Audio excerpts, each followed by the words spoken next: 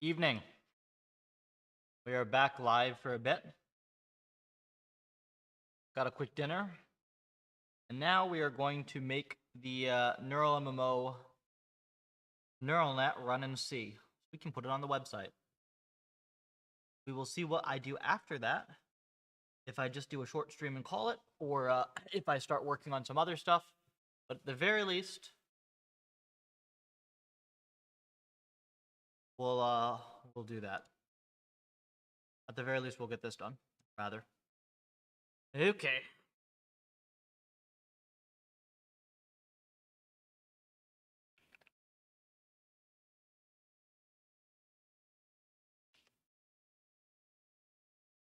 So the issue that I thought I had resolved, but apparently not, appears to be right here. This 1689 thing, I believe.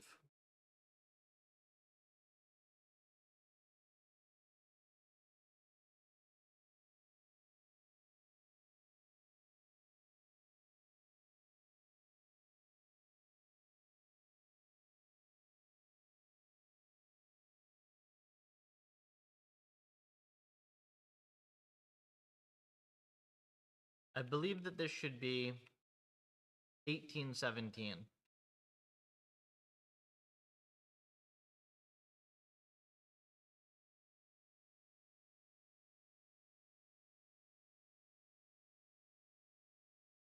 Now this 128 I think is for the 128 comp channels. I think that's what this is for. It's been a long time since I've done anything on this network. But assuming that is the case,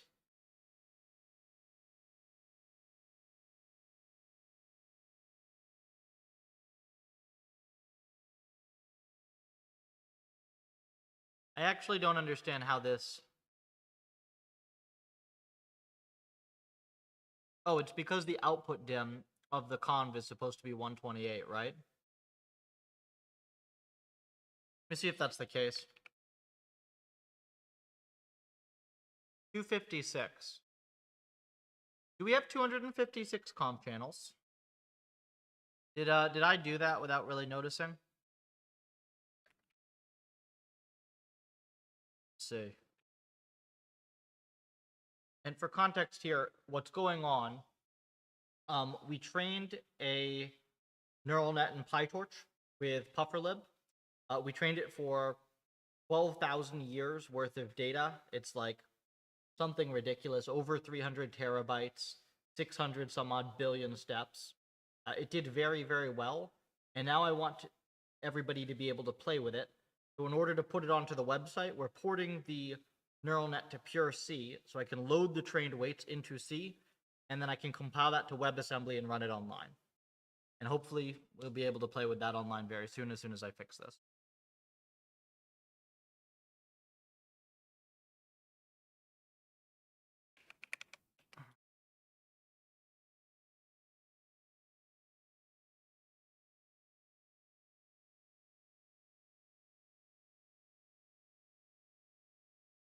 Okay, so something is definitely odd here, because I get ob map is 256 dimensional.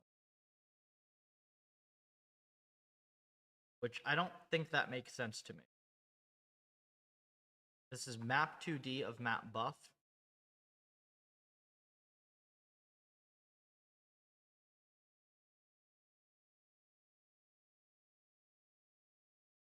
But I guess this is supposed to be 256.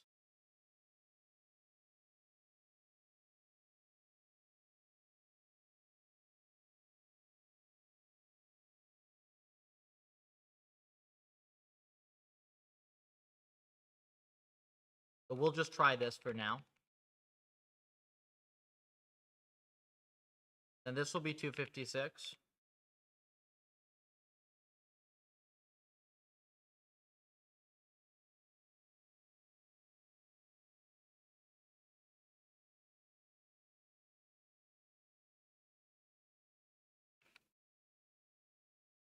And yeah, we will see from here.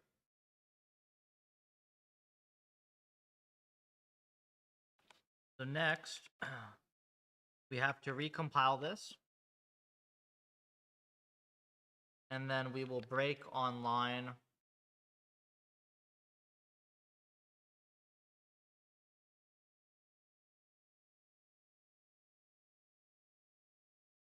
Let's say we break on line 146.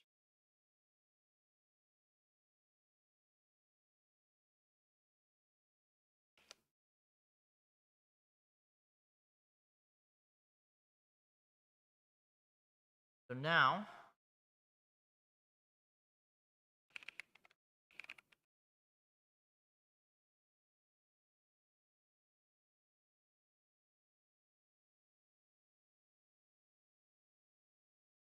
$10.47. So close but no cigar. Okay.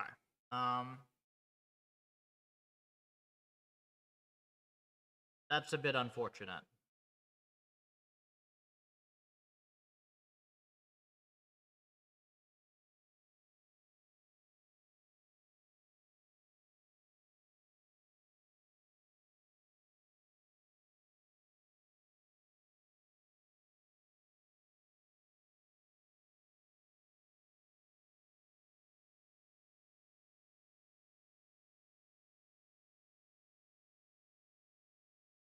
B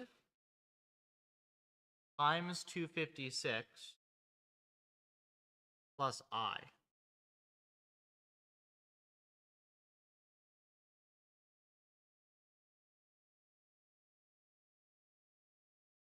think that's right.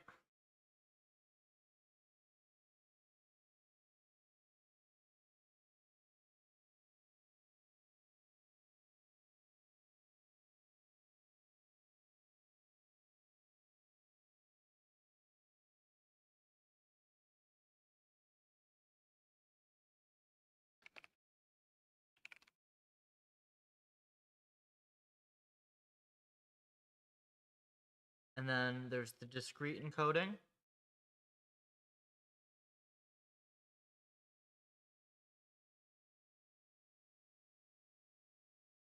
Then there's the continuous encoding.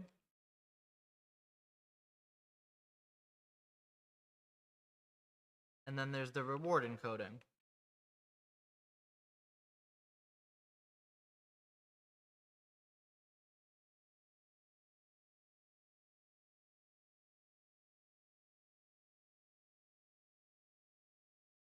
Are we good on our inputs now? I don't really have a way to check as is. Break at line 118.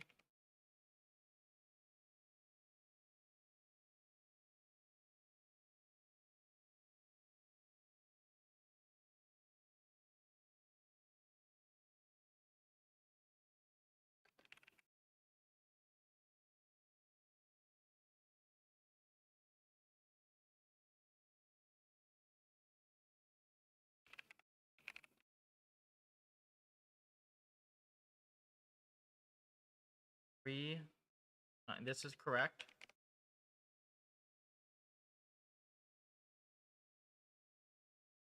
So far, this is an exact match. Okay? So somewhere this must have gotten messed up. I would assume, yes? I do 255. Match exactly. Okay. Do 256.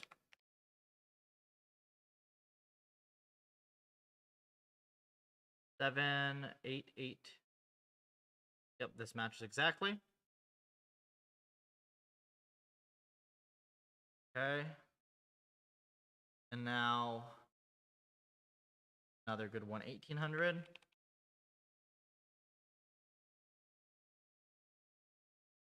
Two.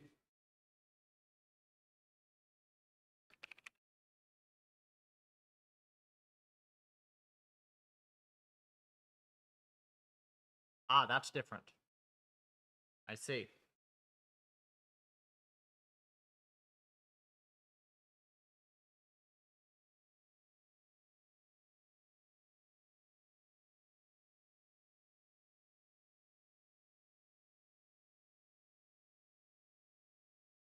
Okay, so I think it's the reward that somehow is different, eh?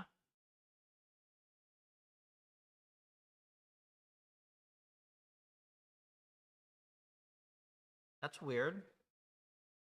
Definitely weird.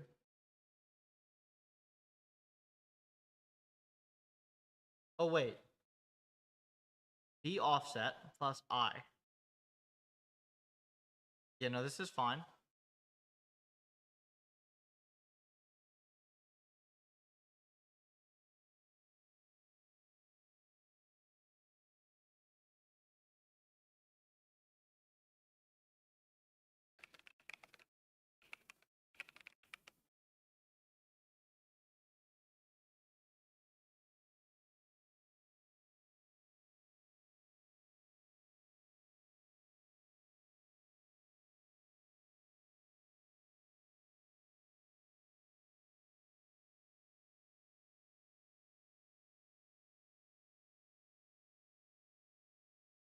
Okay, net ob reward is like 0. Because I never said it, it looks like.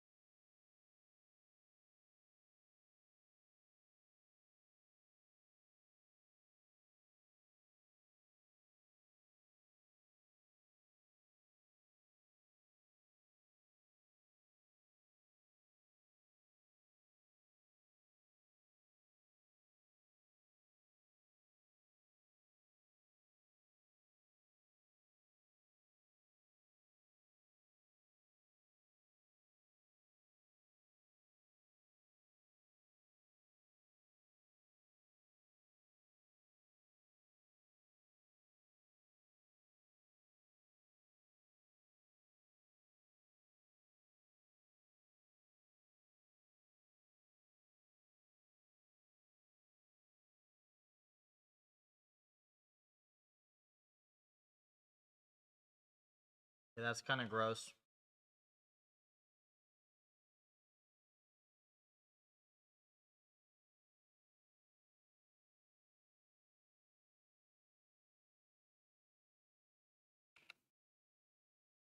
So, not a great approach here, but...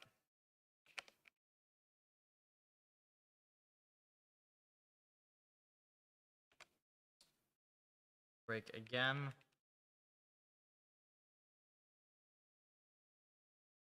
Three.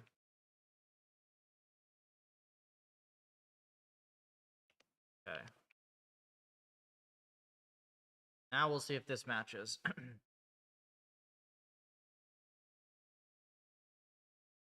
And then this should be net proj buffer.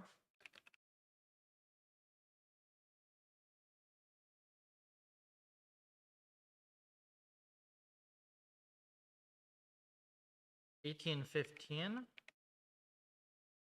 is now 1.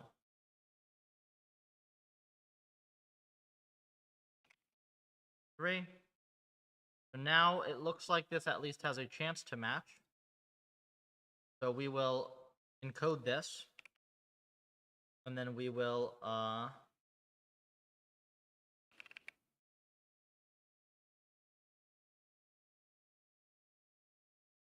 on Discord. If this is not a bot message, say hello again. uh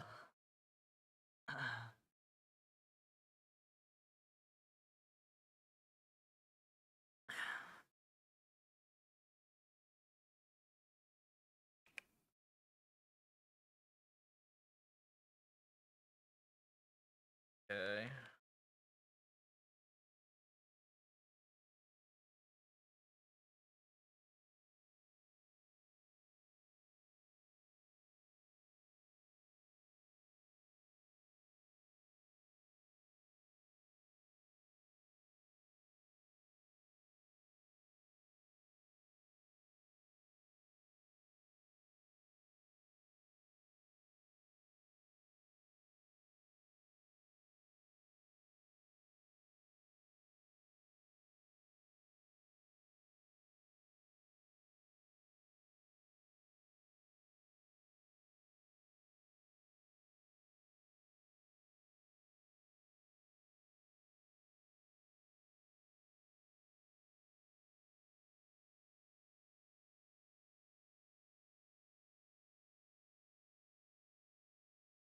In 2, 8,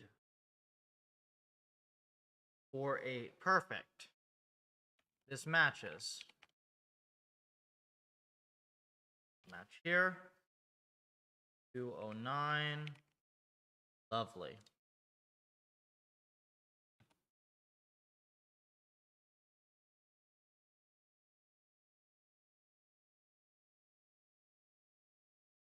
All right. So far now this matches. So now this has to go through layer norm. I'm actually going to kill this one.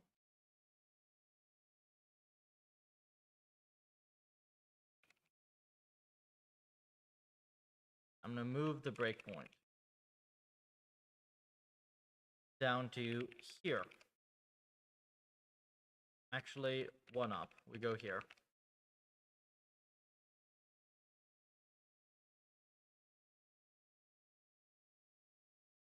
All right.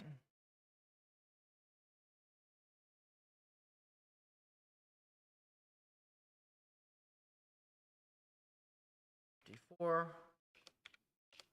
Continue.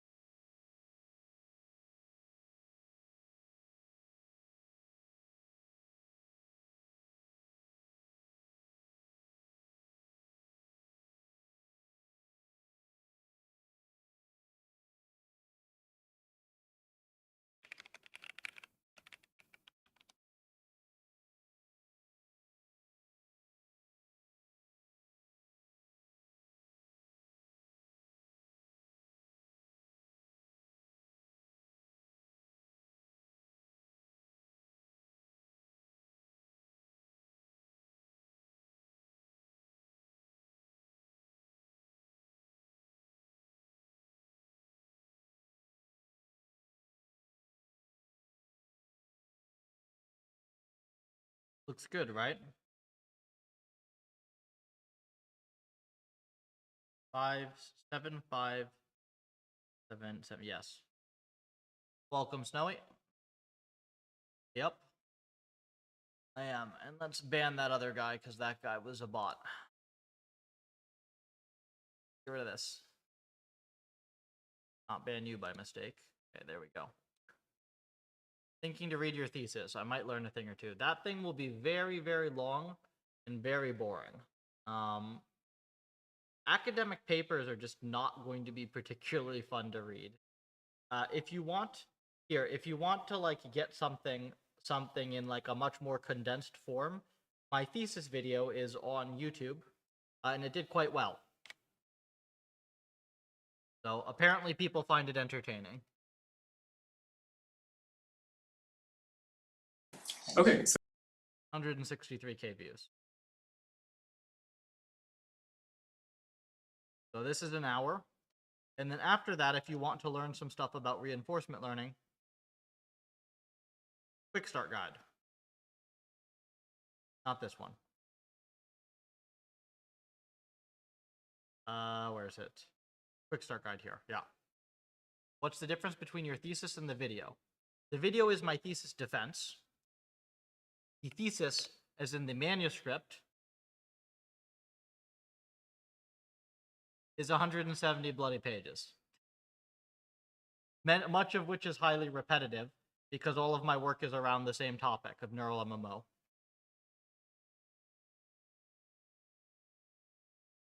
You can read the abstract if you want, though, because it's kind of funny. The environment can process totaling 3,000 agent steps per second. So in the 6 months after my PhD, I made the new version of neural MMO, which can process about 1.5 million agent steps per second, which is literally 500 times faster. So, yeah, there's been some progress.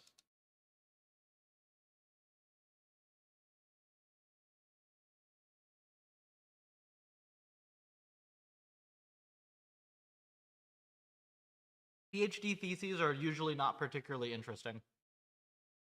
I like to read the pages that covered your journey. Yeah, those are fine. I kind of wrote those like for the thesis, the things in between it, to kind of like outline the story of it. I mean, this is a project. I literally started this. I tried to start an Earl MMO in high school, and I didn't know what I was doing. And then I tried it again my freshman year of undergrad, and I didn't know what I was doing. And then I tried it again my sophomore year, and it caught on. And then I ended up working on that, and I took it to OpenAI, and then I took it to MIT, and I worked on it for like another 5 years. And it mostly worked, but not quite. And then I finally, in the last year, I've gotten it to work. But I mean, it's really been like a 7-8 year journey at this point. And now it works. And the model that I am implementing right now is the conclusive proof that the thing that I wanted to do works. So it's really just in the last few days that we've gotten the crazy, crazy result on this. Takes a long time. Stuff like this.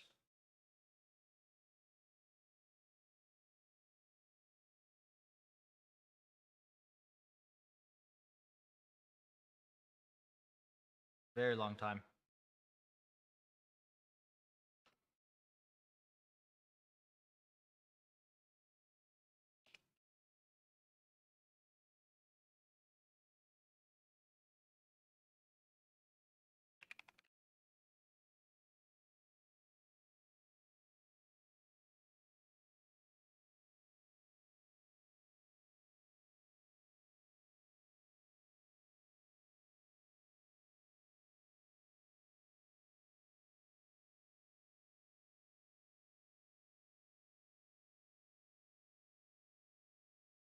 Okay, layer norm works.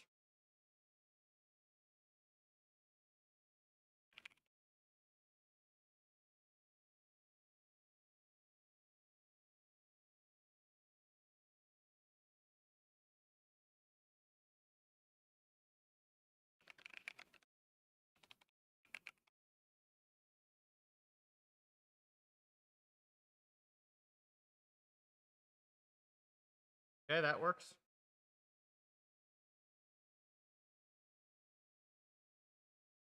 Looks like it works. Let's see.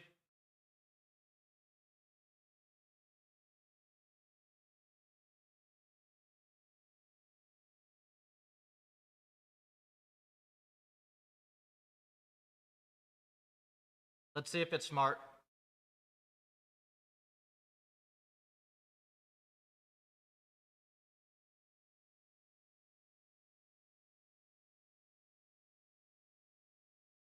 Nope, not smart.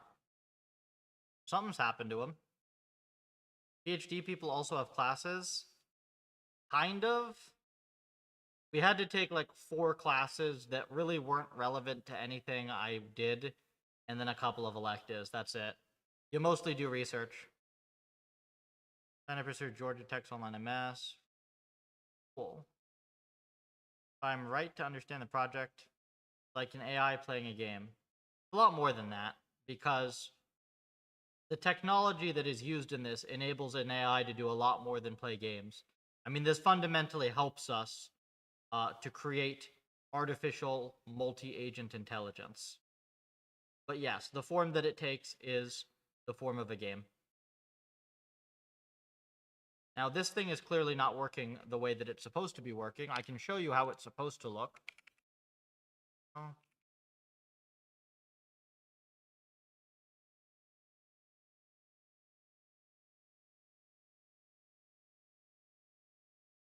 Not this one. We actually have slightly better than this. There we go. And let me get rid of this breakpoint.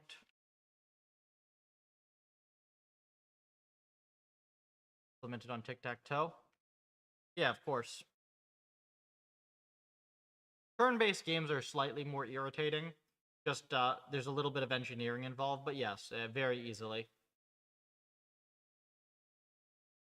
Typically, what we do is we We prefer, just for the infrastructure, it's better when you have moves, games where you can evaluate all the moves at the same time, but that has nothing to do with the learning itself. That's just simply the infrastructure being a little easier. Yeah, so this is how it's supposed to look. So this thing has learned to play this game just by playing the game. I didn't tell it anything about the rules of the game or really anything else. It's kind of just had to figure it out on its own. And it's playing this game with 1,000 other AIs in it.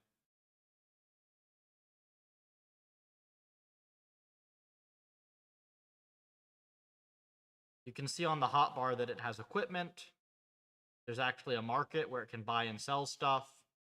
There's a profession. It needs to equip harvesting tools to pick up resources, armor and weapons and consumables, all sorts of stuff.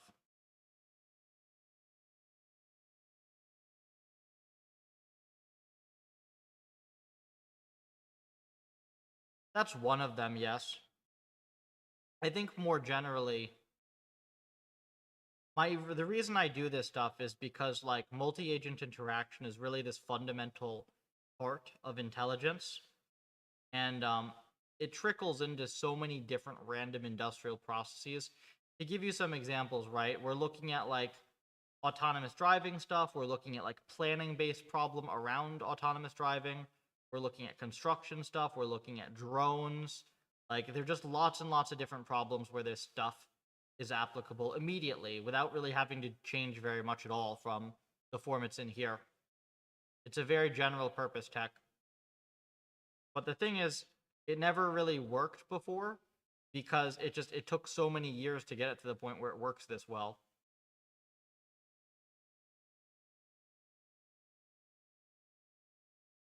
It's learned to play. Is it also improving?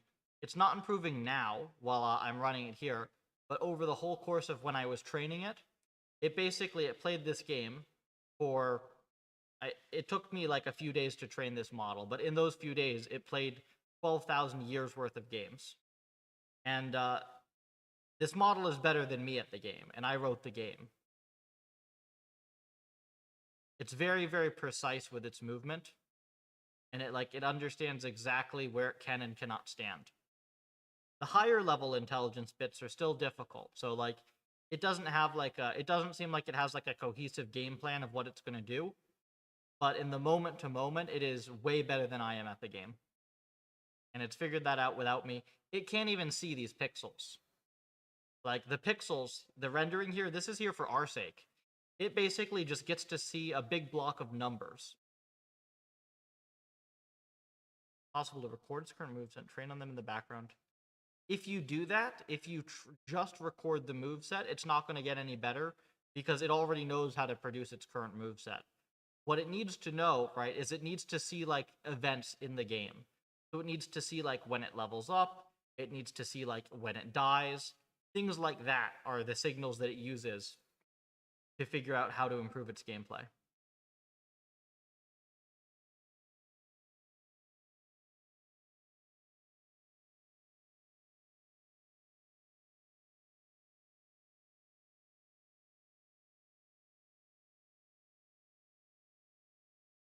Somewhat, yes. Somewhat.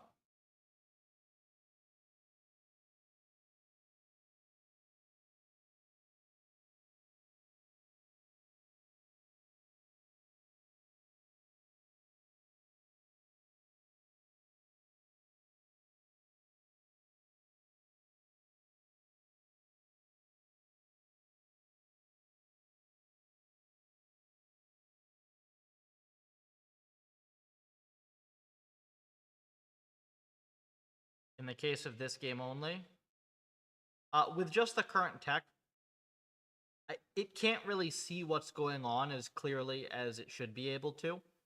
Just the way that we're presenting it, the data from the game, it makes it very difficult for it to know exactly what's going on. It has some idea, but it's very difficult for it to see as clearly as we can see it here. So I think just by improving that, this would do a lot better.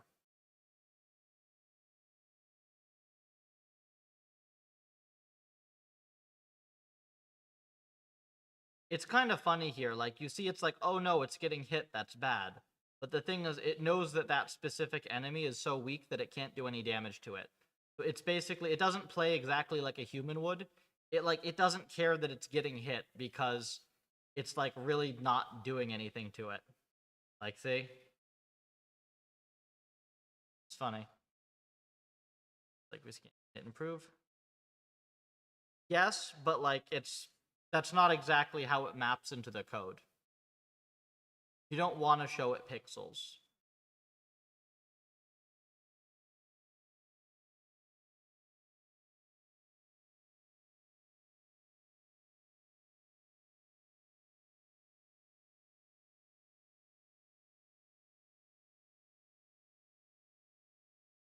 A really naive way of putting it would be like the thing doesn't have great eyesight. Would be like a really naive way to put it.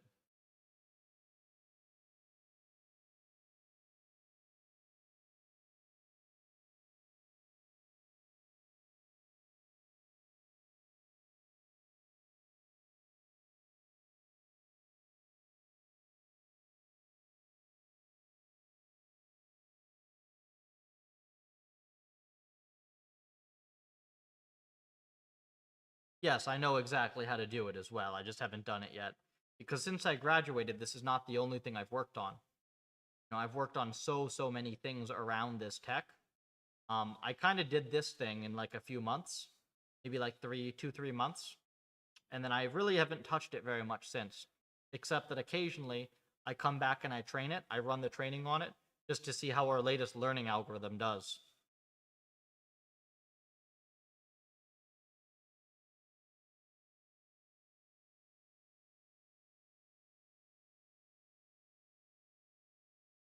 And so far, this thing has done quite well.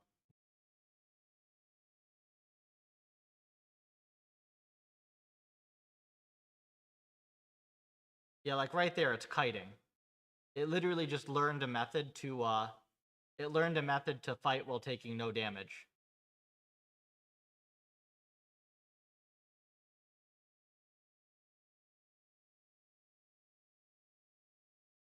Pretty much.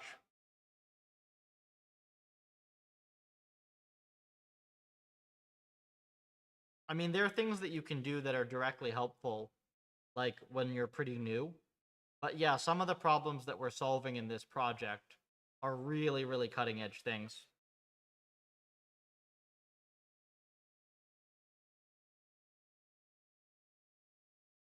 And this is really the only place where this type of stuff is going on in reinforcement learning at the moment. Why'd you open source it though? To improve science. I figure I can make enough money in the field regardless. Right? I don't think open sourcing something makes it less valuable necessarily.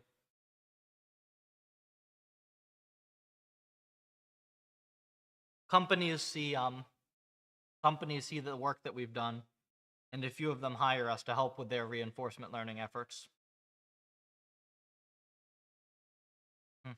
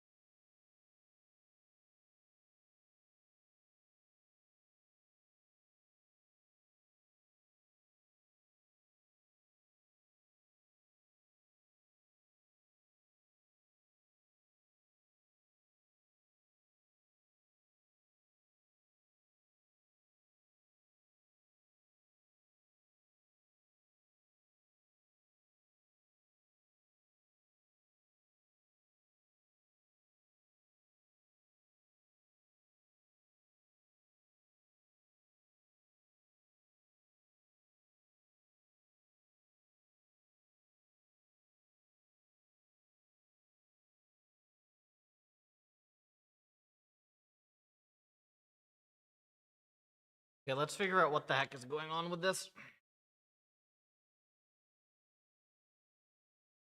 Yeah, I would say so.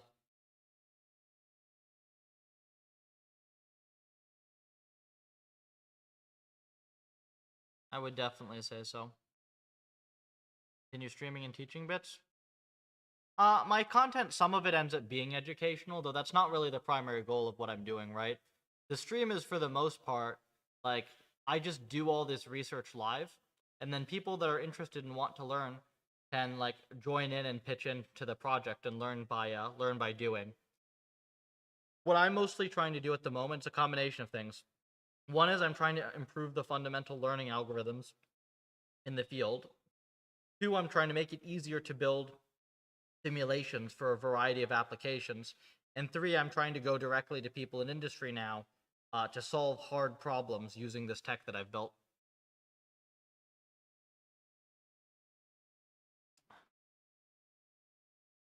Would it be fun to have an FPS shooter end? Yes, it would. That's kind of hard from a simulation perspective, but actually I have, there's a guy I know that has one that is very good. It's sort of a different architecture just because you have to do a bunch of raycasts, so it's better to simulate that on the GPU than the CPU. But yeah, there's a guy, Brennan Shackleton, who just finished his PhD at Stanford, who's built a very cool environment for that. Curious, what is your current funding source?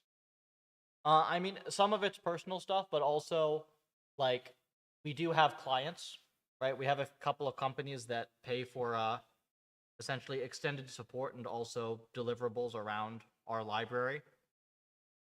So that's what we're doing at the moment. And then going forward, since this new release has made our tech so much better, we're going to start looking for, like, larger fixed deliverable contracts in reinforcement learning. So the idea is there are folks in industry that are trying to get reinforcement learning working on specific problems. It's very difficult. We have very advanced methods and tools, and we can do a lot of that work for these companies now. Must be rich, brah. I mean, this stuff doesn't cost, like, anywhere near as much as the rest of AI. Like, our training runs so fast, you can literally do a lot of these training runs on your laptop. Like, let me show you something. All right, this is Breakout.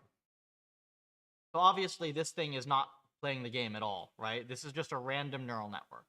It's just pressing random buttons. This is how fast I can train it just on my desktop. Oops.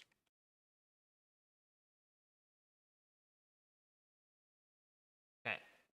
So this thing is going to take about 30 seconds, and in those 30 seconds, it is going to press 100 million buttons. So at first, it's going to press random buttons, but then as it sees what happens in the game, it'll learn to play it. And now, literally, by the time I will have finished the sentence, the thing will have learned to play the game a lot better than I can play it. If it just finishes its evaluation, it does a little evaluation at the end. Desktop.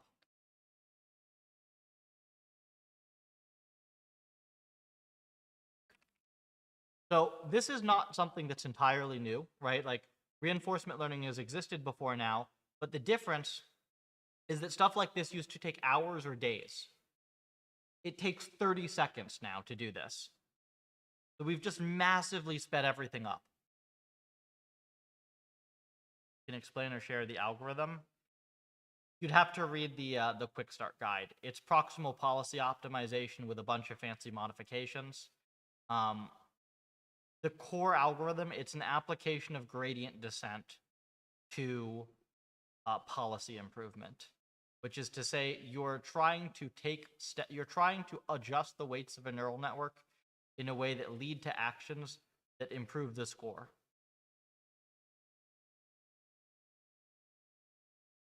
I remember, like, 2018 doing this was a long-running project. What, Breakout? Because I've been doing my main thing since 2018 as well. I mean, this is the main result that I have, right, from recently is this. So this does not train in 30 seconds. This trains in 3 to 4 days. And it trains not just on a desktop, it trains on a 6 GPU server. But still, like, this type of thing used to take 1,000 GPUs. So, a heck of a lot better. RL, yeah. I mean, I've been doing RL since at least 2018. A lot of people kind of just gave up on it. But the thing is, like, I didn't. And we actually have it working incredibly well now. It's pretty exciting. Is training the bottleneck or environment steps? Training is the bottleneck. And the only reason that training is the bottleneck is because of how fast our simulations run. This simulation here runs up to 1.5 million steps per second per CPU core. So we can, on a 32-core server, we can literally generate tens of millions of steps of data per second. So it's just never the bottleneck. It's always the GPU. Training itself takes a lot of time for RL. For this thing, it does. For most of our environments, it doesn't. So, like, here's another one. Look, so here is a random neural network trying to fly a drone. It's terrible at it. This is a 4-motor drone just submitted to us. This environment was coded by some undergrads who just submitted this environment to us. Now we're going to train it. I'd say don't hold your breath, but you probably can, because it'll be done by the time you run out of air. Can you optimize the algorithm more? Do you think C plays a role if it's coded in that is performant? We can definitely optimize the algorithm more, but the thing is, like, regardless, it benefits us to have the simulator in C because it just lets us run more experiments and iterate faster. Like, we've made fundamental algorithm advances, and we wouldn't have been able to do that if the environments weren't fast, because we would have to have 1,000 servers to do our experiments. I don't have 1,000 servers. I've got like 10, and that's enough. H100s are not faster for RL, funny enough. H100s are about the same speed as 4090s. It's pretty funny, but that tends to be the case. You can technically get them up to 2x faster if you really try, but it's kind of a pain, and they're like 20 grand versus 2 grand, so. Okay, let's take a look at this drone. So yeah, that took like 30 seconds to train, and there, it can fly a drone now. And this is individually controlling the 4 motors, like the 4 propellers that the quadcopter would have.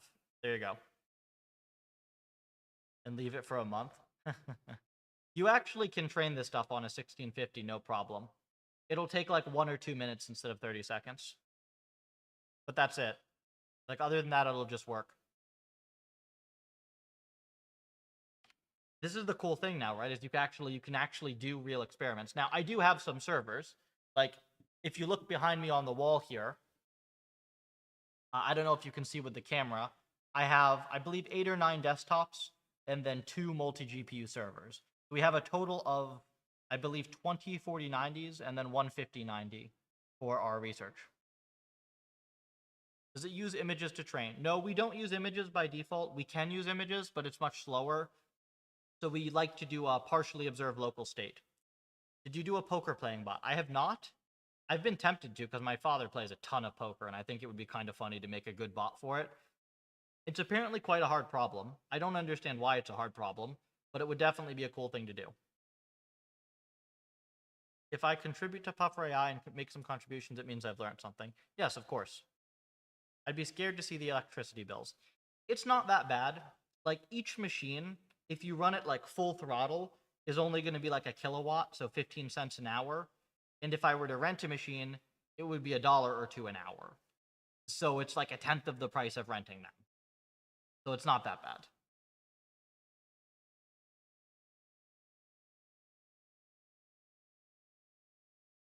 Like, this model, this neural MMO model right here, this took me 3 to 4 days on 6 4090s. So that would probably be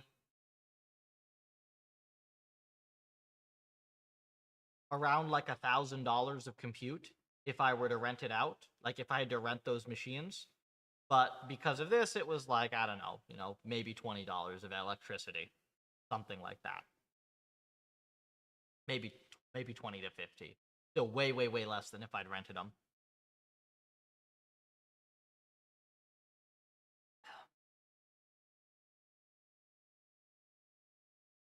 We also do give access to these machines. We give contributors access to these machines. So people that like keep coming back and doing good work, we give them one of the boxes to use for development. Give them access. This is all like The goal is to really just have a big open source RL effort to make the field fast and sane and make this tech just work.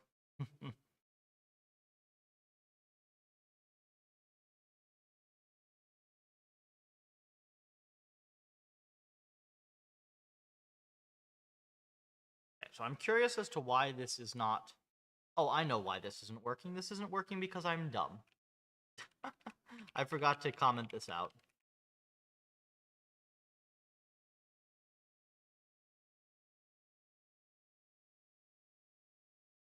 I forgot to comment this out. My bad.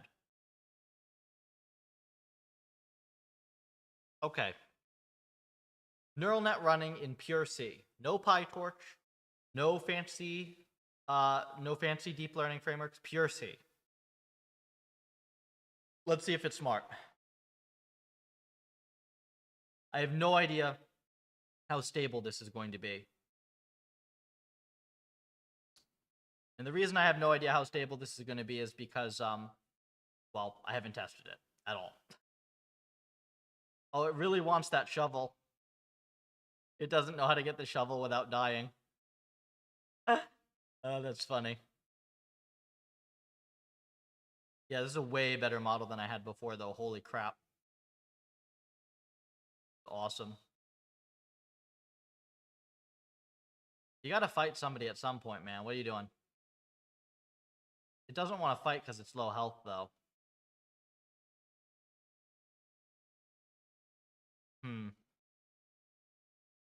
I mean, fair enough. I wouldn't know how to get out of that situation either there. I'd probably just run away and go find somebody else. But then I would have run into that level 32 and gotten one shot. Yeah, it shouldn't have taken that hit there.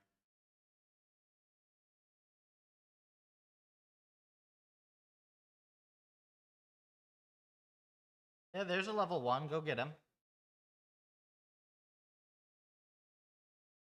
I don't know how much health it needs to defeat a level 1. Don't take a hit there.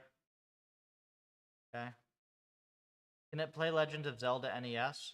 We had somebody that was working on that. So we have somebody who has beaten the entire game of Pokemon Red using, well, reinforcement learning and using some of our tools in PufferLib. It's a project that we sponsored Compute for as well. So the problem with Zelda isn't so much that it's like super hard to learn necessarily. It's just that the game runs pretty slow. Like, it runs 100 times slower at least than this game here. So that just means, it doesn't mean it's any harder per se, it just means that you'd need 100 times more servers to learn it properly, just because it's slow. So you can do it, and in fact, it's very easy to set up training, and it's probably not that hard to at least get an agent that, like, does something in the first level pretty reasonably. But getting something that actually plays the whole game really well, it just takes a lot of compute. So a lot of the research that I do, right, we use these fast environments because I can run way more experiments on the resources that I have on something that's super fast. And then I can directly use those algorithmic innovations on things that are slower where things get more expensive, right? That's kind of how I look at stuff. Okay, let's see. He's got a tool. Let's see if this one can go find some armor. Gotten some gems. Gems are okay. They're not super useful. He's got a bow. Is he going to go pick up that medicine? Yes. Okay. I think I saw an ore at the bottom of the screen. I don't think it saw it, though.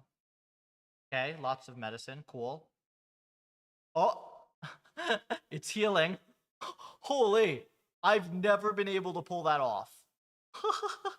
So what it just did is it consumed 3 healing items in the middle of combat in order to defeat something that it should absolutely not been able to defeat. It defeated a level 6. Is the motive different for every game? In research, sometimes. It depends. We do some stuff just because it's cool, and then we do some stuff because it fundamentally teaches us ways to improve the algorithm. So for instance, this is an incredibly hard task. If stuff works here, it pretty much works everywhere. We have easier tasks that are just really quick to run. So like, if we just want to get a rough idea if something is useful, We have a bunch of these like faster to learn environments that we use. And then we have these more academic tasks like mazes and things that are designed to test memory and test exploration. We have a whole bunch of different tasks we use for different things. But learn the recipes for items. There are not recipes in this game. What there is there's a tool hierarchy. So there are tiers 1 through 5 of equipment, and there's also tier 1 through 5 harvesting tools. And the way that you get the harvesting tools is by beating stronger and stronger agents, and then you have to equip the harvesting tools and go find in the world and pick up the higher tier equipment. And there's also a market where they can buy and sell items with each other. So it's multi-agent, meaning there are other AIs in the game. Is there something like that there's a main AI which has to be prioritized? No, they're all independent. So all the AIs are independent, and actually it's kind of funny. One thing that I've seen is they'll try to steal kills from each other. So like the person who lands the last blow gets the XP. So like they'll try to steal the last hit from each other. It's kind of funny. Go-to application for this would be Stardew. Stardew is kind of just like a chill farming game, right? That's just my teammates. Yeah. Stardew is kind of like a chill farming game, you know? It's like, could you set up something to play Stardew Valley? Probably. It would help if the game weren't so slow, right? But like, probably. I don't know. I'll show you the next project that I'm going to be working on, since this is a sufficient test for this. Unless it's stuck here. Is it stuck here? No. Okay. So far, this AI, it seems like this is just playing perfectly fine for quite a good while here. And see, like, it was letting the level 1 hit it because the level 1 doesn't do any damage. And that was just unlucky. It ran up, and there just happened to be a super high-level agent there that one-shot it. Nothing you can do about that. Cool, though. Training time directly proportional. I will show you the graph for this, because it is quite crazy. So it's just a normal looking curve, but the thing is this x-axis is in hundreds of billions. So this is 640 billion training steps, which is equal to over 12,000 years of games played. So as you can see, it's not directly proportional. You get most of the learning early on, and then it's kind of like this slow linear growth, and then it levels off at the end. Which, to be fair, I don't even know if it would fully level off at the end, because, like, there are techniques we do that kind of make it, like, expected that it levels off at the end. So possibly we could train it for much longer. I don't know.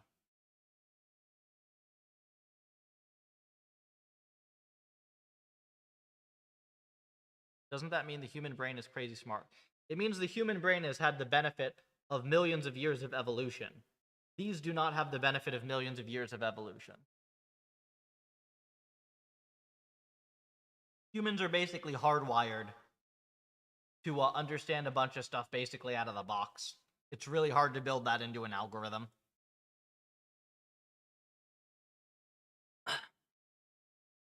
Like, basically, when you look at this game, okay, when you look at this drone, or you look at this game, like, you already know what's going on, like, immediately, right? Without ever having played it. The AI doesn't understand anything. It's like if I were to completely put random ass graphics here that make no sense, and then have you play it, that's kind of analogous to what the RL does. So, like, in some ways, reinforcement learning is superhuman at learning, like, difficult patterns. But when those patterns match with human intuition, then humans are much better. Can you resume with different words? You kind of can, yes. You can at least like, you can warm start it for sure. Like, you can do stuff with the weights. I mean, I'll open source the weights as well, why not? If anyone wants to play with them.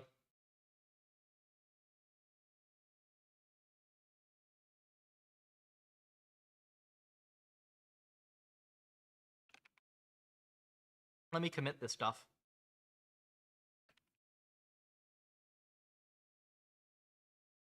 pretty happy. Oh yeah, I'm gonna show you the process of putting this on the website as well, because it's pretty cool how easy it is to get this to be like on the website.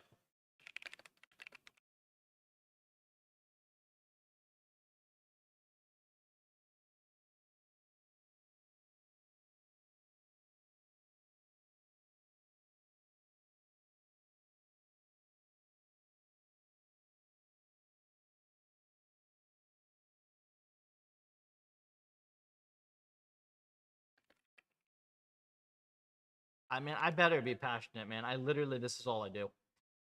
I do this and I work out. That's pretty much it.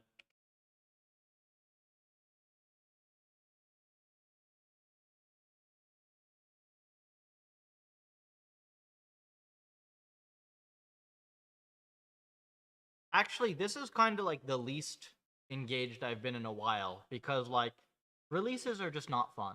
I've been doing a whole bunch of boring release work, but it's basically done. We're pretty much like there are like maybe one or two last little things to check, but we can pretty much just release it, and that means I get to do so much new cool work. Like there's so much new cool stuff I can do. Hope you'll succeed and even and find more people. Oh yeah, I mean here, let me show you. So this is one of the coolest things that I'm most proud of actually about this project. So actually, let me show you the new docs page so you really get a sense of the scale, because the current one is 6 months outdated. Okay, these are all the environments that we have in PufferLib. I've written like 5 of these. The rest of these are from contributors, most of whom are people who came in with 0 reinforcement learning experience and kind of just thought that this stuff was cool and wanted to learn, and then stuck with it for a bit.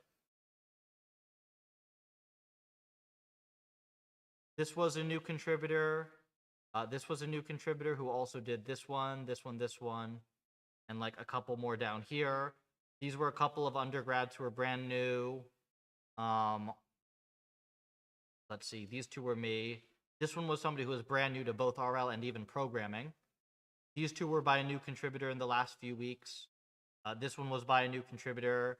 Each of these was by somebody new and different.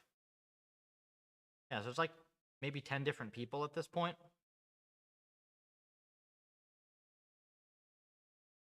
Pretty cool.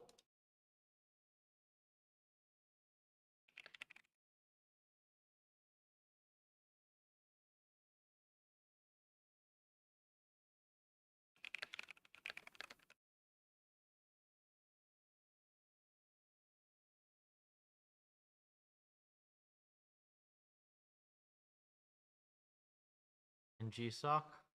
What is that? I have no idea what that is. Is that a Ligma?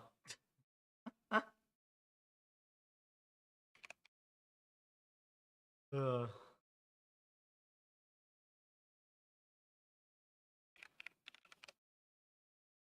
Google Summer of Code.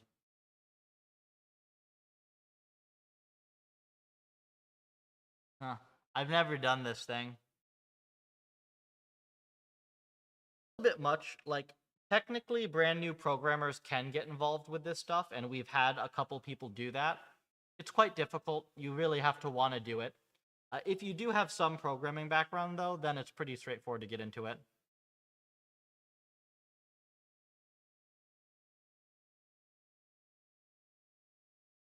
Like, the people who are going to have the easiest time with PufferLib are people who've done at least a little bit of low-level dev. Just like a little bit of low-level dev. Then you'll have a decent enough time.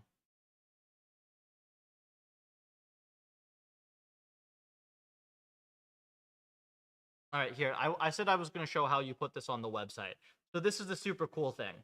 Because it is written in pure C, and because we can put the neural nets in pure C as well, we can compile this thing directly to WebAssembly without having to rewrite the whole bloody thing in horrible JavaScript.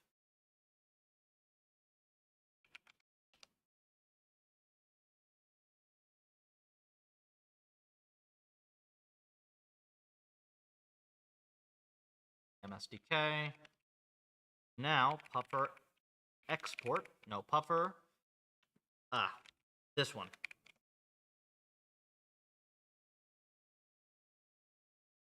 Building for web deployment. Uh-huh. And now,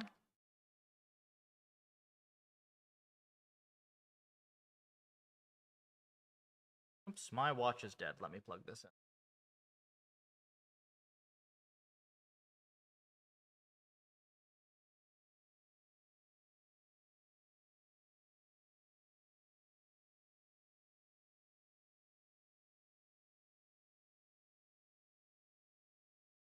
Boom.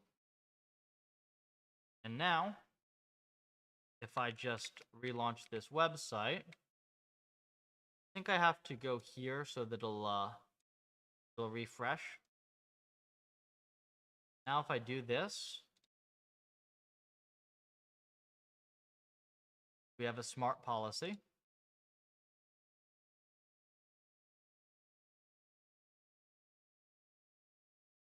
The screen the wrong size.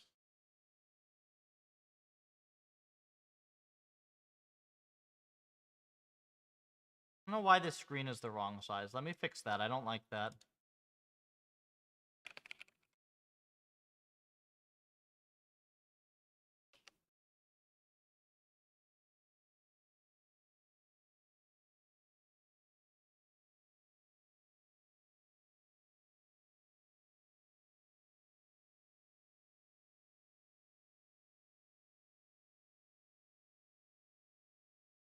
$64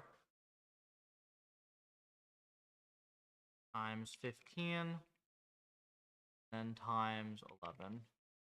960 by 704. See what's wrong with that.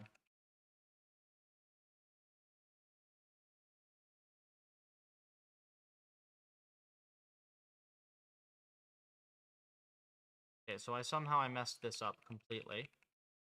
This should have been 960 by 704.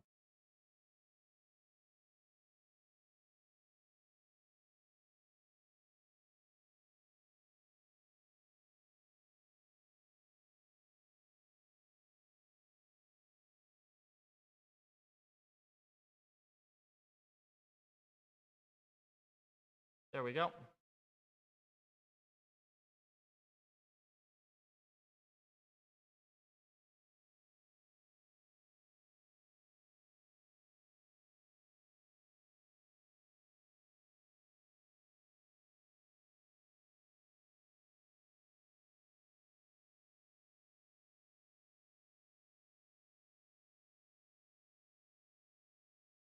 Doesn't want to fight the level 6.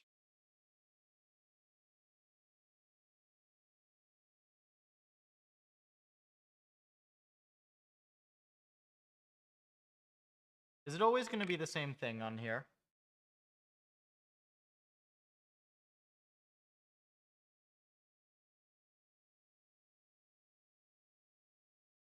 I might want to get a different seed if it is.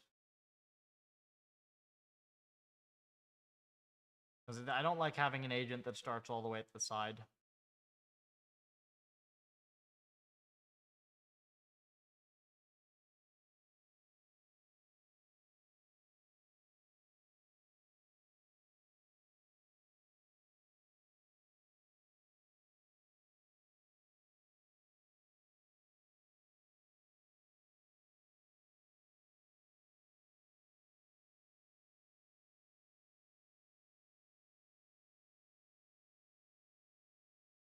I'll do random.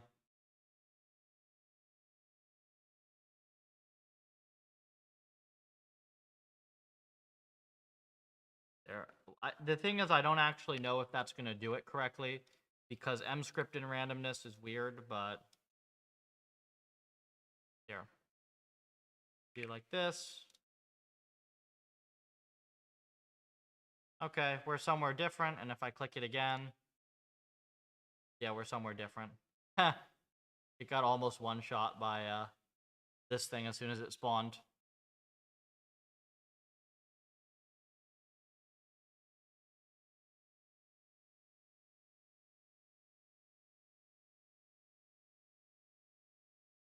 It's actually funny because this thing knows how to fight extremely well, but until you have a sword, you kind of just need some health if you want to fight. It's like, what do? I got hit for 90% of my HP as soon as I spawned. I kind of just have to run around for a bit until my HP regens.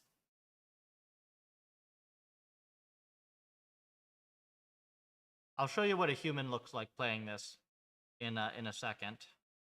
I just want to see what this guy does. Plus, I haven't watched this for very long since I uploaded the policy. I want to make sure it's stable. And like it's mostly doing reasonable stuff. Probably shouldn't have taken a hit there, but not a huge deal.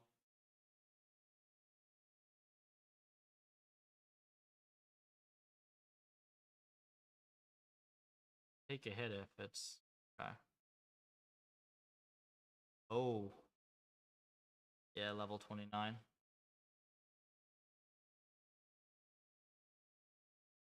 Level 7 is too high level. It can't kill that. Level 10, it can't kill any of those. Yeah, I think it's screwed here. Yeah, it can't. It's just it's pinned in. All right, I'll show you what a human looks like playing this thing. Hang on. Okay, I'm playing it now. Let me die real quick so I can play it from the start. Okay, so I have to find, your goal is to find like a level 1 to 3 maybe to fight. Okay, so I found this guy. I can fight him. I equip this thing. Get that medical herb. Get this gem for style points. Okay, we get some armor.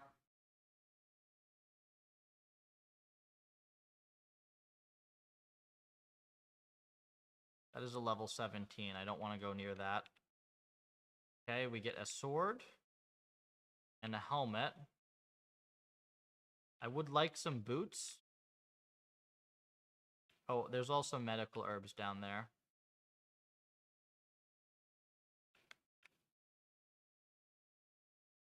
So I'll get some herbs. That level 36 is scary.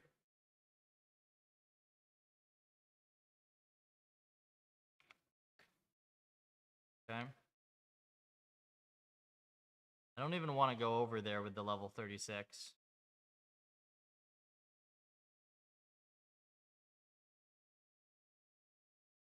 Yeah, they can run or they can walk.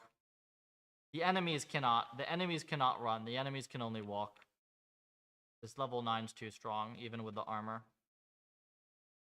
Shit. I can kill the level 5. And I also want that equipment down there. Here, let me get this guy out of the way. I can try. I don't think I can kill the level 9, though. So it's a little difficult. I actually think I should walk here, because I don't want to run into a high level and not have time to react. Take my sword off, put my tool on, and I get a set of boots. Perfect. Now I have a full set of level 1 armor. So now I'm a little bit more confident, maybe, but I still don't think I can kill the level 9. Where's the level 36? That's a level 3. That's perfect. Okay, now I'm level 3. And then I think that this guy gives me XP, right? Yeah, so now I'm level 4. So I'm getting slightly more confident. That level 11 will kill me. Okay. But I do have some medicinal herbs. So I think I can fight maybe up to like a level 8.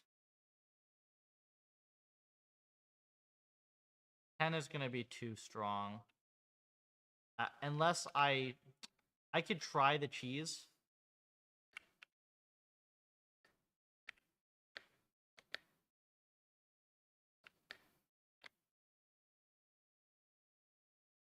It's quite difficult to do it correctly. But okay, I did it. And now I get the tier 2.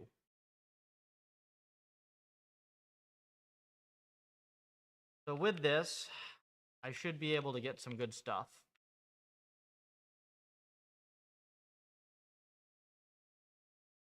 Oh shoot, can I not equip that?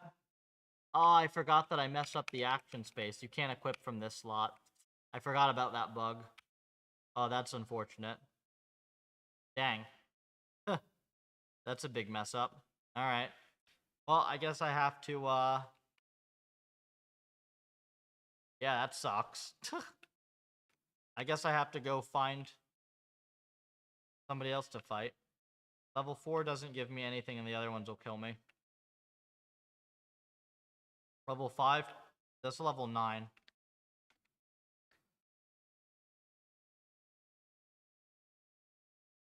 Okay. Level 6. Oh, that's actually good. So V1, sell this, pick up this. Oh, maybe there wasn't a bug. Can I just not equip it? I think I'm just not high level. Hang on. Oh, no, I'm good. I can actually get it. Perfect. So I have to... I'm out of slots here. I think I have to consume 1 herb.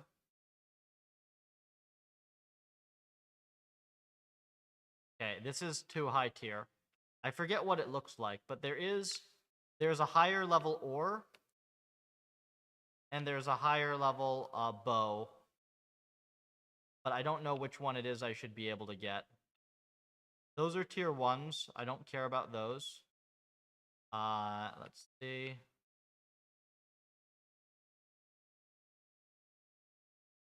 Okay, I think it's the silver one. Yes, it is. So we can take this off. We can put this on. We can sell this.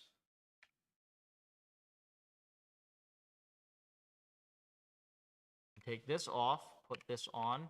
This guy's coming for me. I don't like that. Okay. So I now have... Oh, I'm dumb. I sold the wrong one. Whoops. That is a level 36. That will instantly kill me. Get this gem.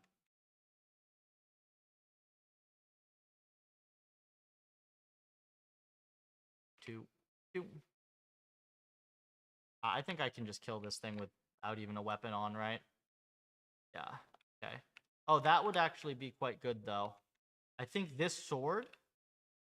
Nah, that's too high level. Like, you actually have to really hunt for gear in this. It's kind of like the MMO. It was sort of meant to be like the MMO gear grind, where you have to, like, find gear.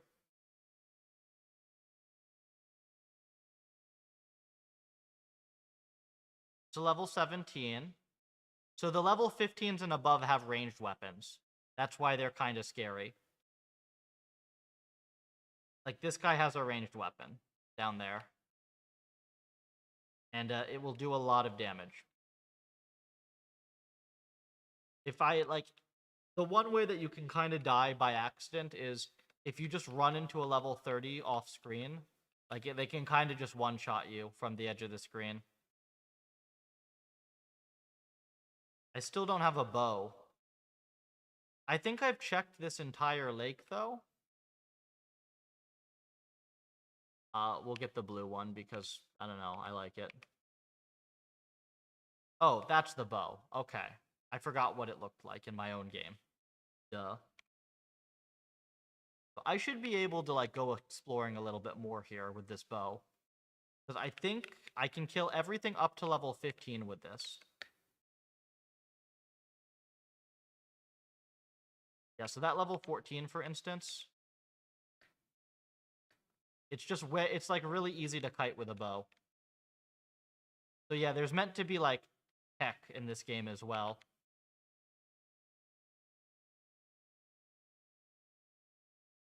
Like, you can kite like this if you are it's a little tricky to do, but you can kite like this. It only works up to level 14 though.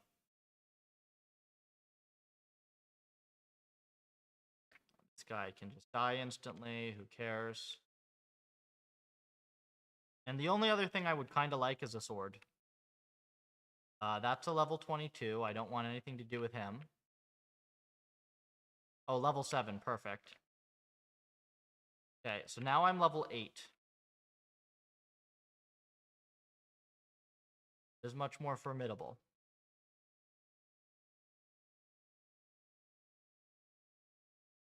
I think that I might be able to pick up these. I'd prefer not to have to consume. I'll get rid of this low-level sword.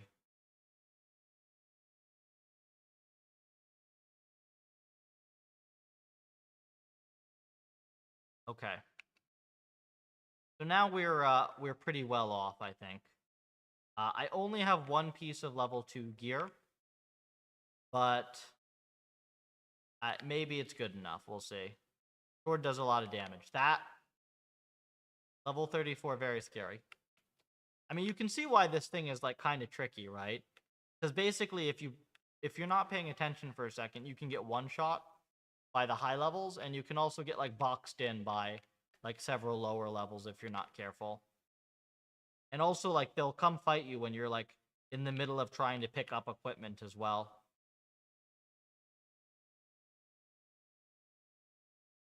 Okay, so there's a level 16 there. I think I can fight it. I don't know. It's kind of sketchy, honestly. I'm going to try it for the content. And also because I don't want to be playing this game all night. Ha! It one-shot me. Okay. Well, there you go. Apparently you need to have level 2 gear if you want to fight something that high level. And if I just hit control... Yeah, if I just hit control, I'm no longer playing it. Now the neural net's playing it. So there you go. That is the Neural MMO 3 demo. And that is also my test that it works well for the website.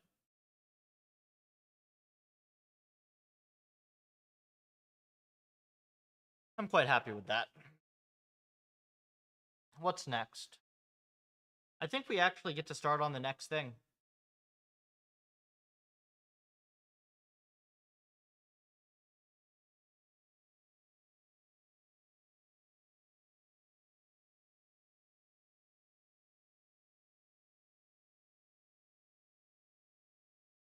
So next thing here, whoops. Yeah, we'll show you the next crazy thing. So it's going to take me just a second to go grab the policy for this. I have the battle suite.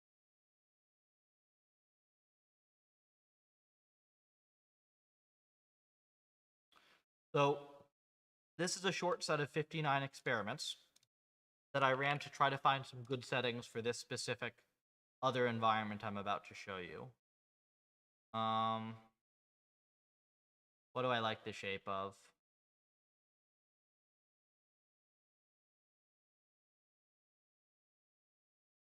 Kind of like the shape of this one, maybe?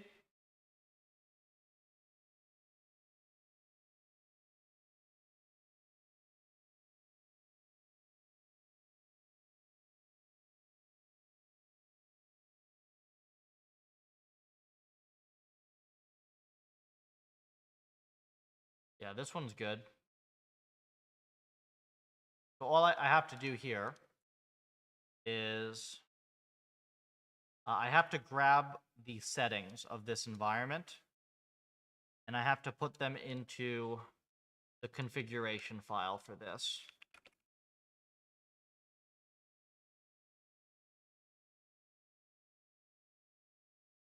And then you'll see this is a 1,000 agent battle environment with like drones and planes and stuff.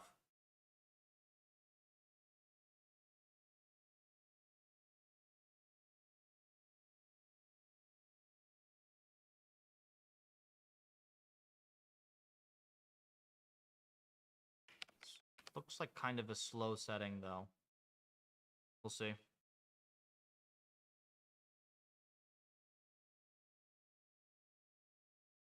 Okay, so crane. So these settings need to be copied.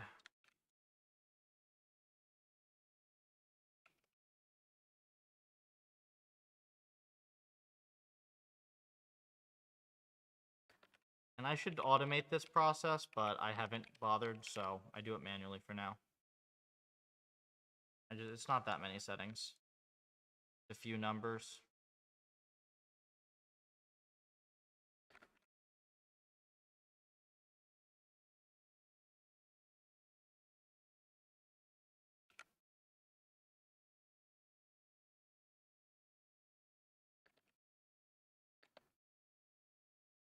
Modern 3D games. I don't know. This was kind of 3D. You'll see. You can do that as well.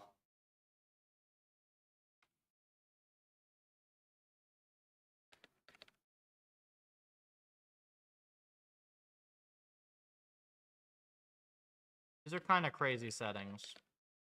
So I don't know how good these will be, but we'll start with them.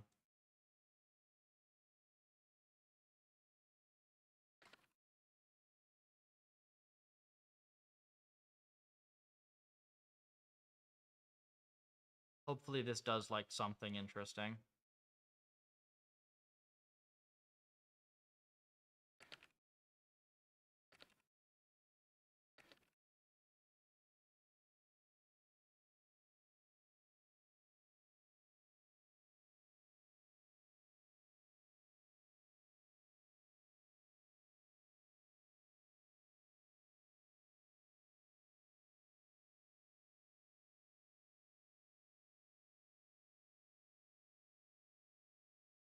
Okay, 2 minutes. Not terrible. We'll see if this learns anything.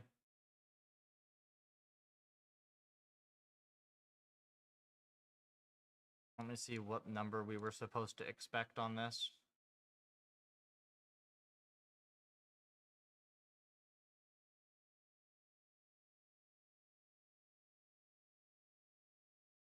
Getting score in the 3s?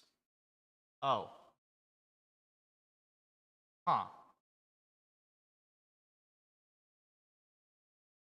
Well, it's learned to do something weird. I don't know what. Huh.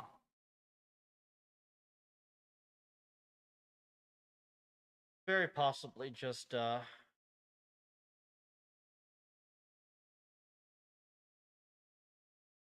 it's possibly just found some, like, weird quirk with the environment. We'll see.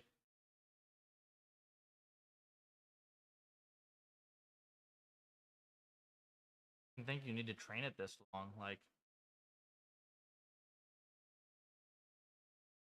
And whatever, it'll be done in a minute.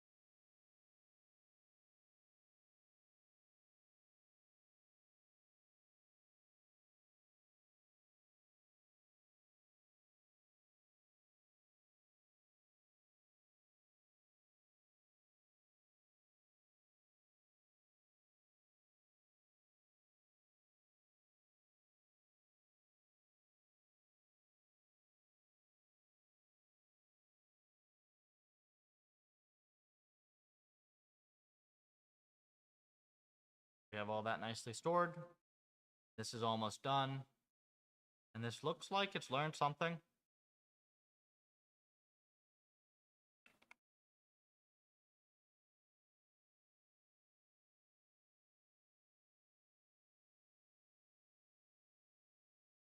Yeah, it looks good. I have absolutely no idea what this is going to look like, though.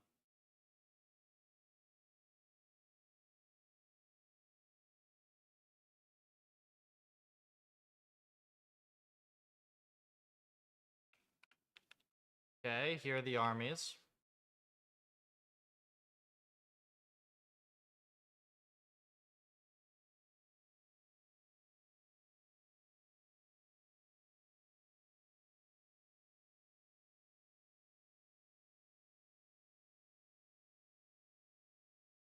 I mean, they doing anything? Let's just reset. Yeah, these ones are flying into the ground, so that's not great.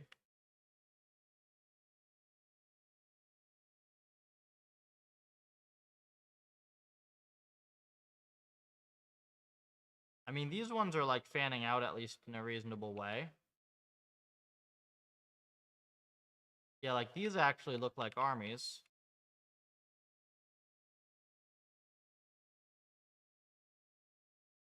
Oh, there's a battle, right? Some fighting. See laser going off from the ground.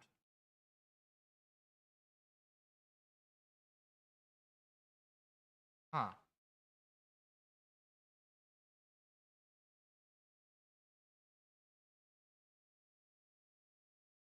Oh yeah, there's battle going on up there. Hang on.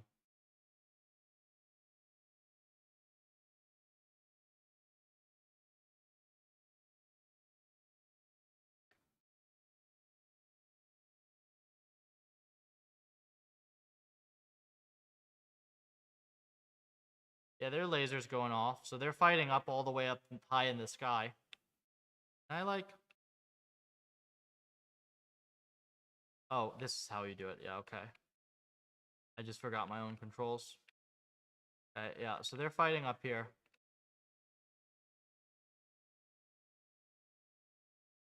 That's like a proper battle.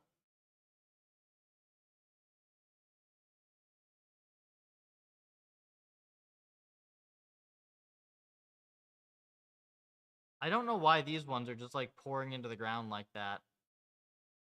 Kind of disappointing.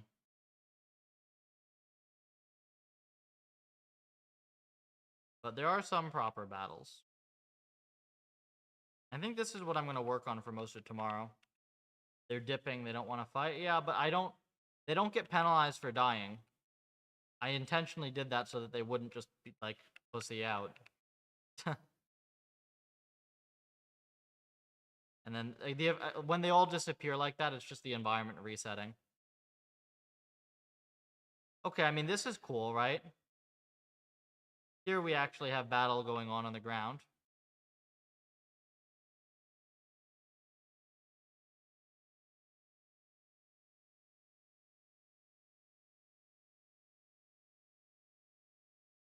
Yeah, this is way cooler.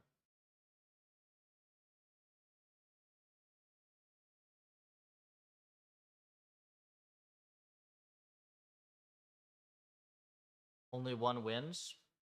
So the thing is, it's way harder to teach. It's way harder to teach the agents to like make their team win than it is to teach them to like go get a ton of kills, which is kind of going to produce the same result. Just out of technicalities.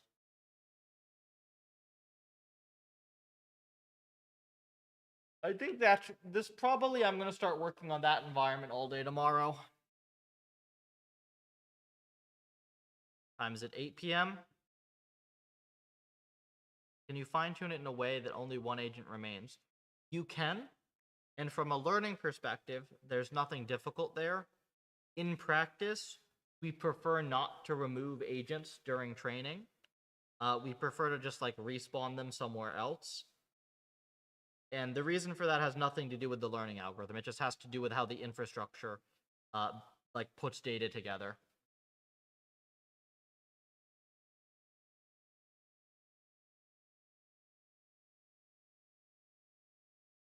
The thing that's a little disappointing is it's not like this is obviously massively better. I guess I could do...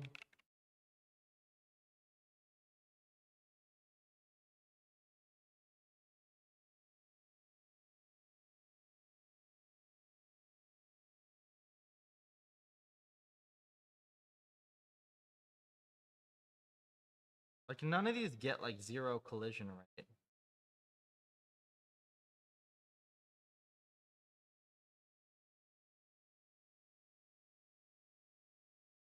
This one kinda does.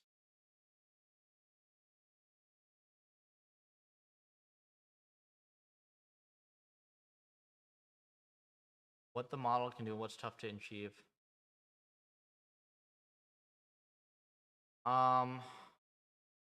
CS:GO, definitely. PUBG, probably a fair bit harder. I mean, the main difficulty with all of those is just like the infrastructure to get a ton of, like, you basically need to run 1,000+ copies of the game minimum, and you need to do it fast. So like, that's the tough part, which is why we have all these super fast environments where we can do that easily for research purposes.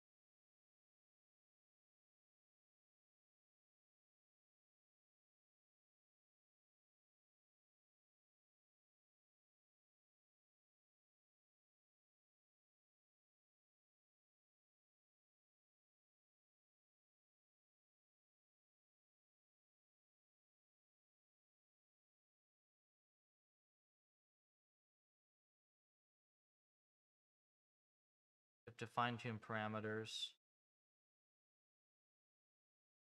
You train the neural net for each environment. The thing that you have to manually adjust is usually just the data format and then the way the rewards are presented.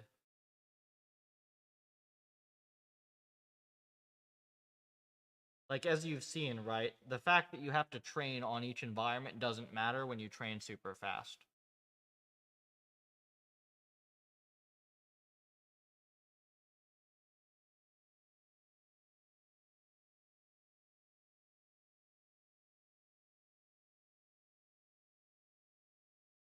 Okay, let's see if this is like more reasonable, right? Fact. Just like,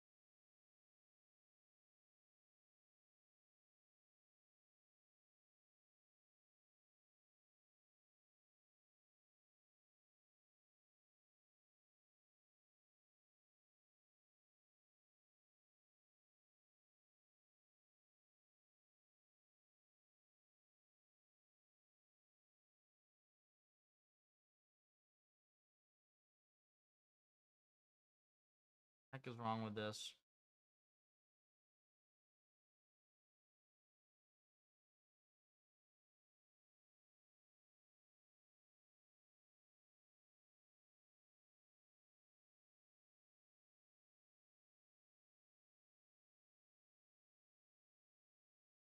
I think why this doesn't work.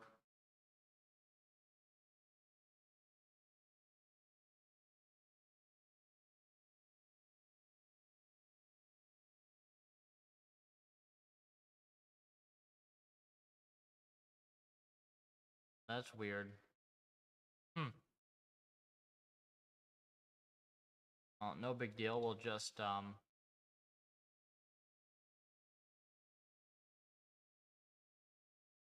train this. Are there any other competitors? Not who can do what we do. I don't know. I really don't think about competitors very much in general. I think it's kind of lame. Like, beating the next guy to a quick buck is, like, lame to me as a mindset. I think a lot more about, like, fundamental technical advances that would, like, make a bunch of cool stuff happen.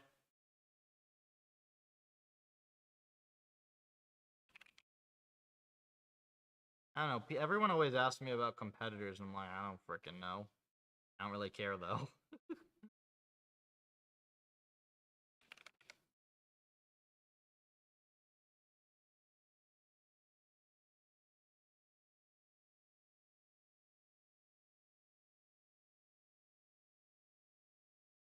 Like, I guess in my mind, like, what's more interesting? Waking up in the morning, like, yeah, I gotta beat that other schmuck.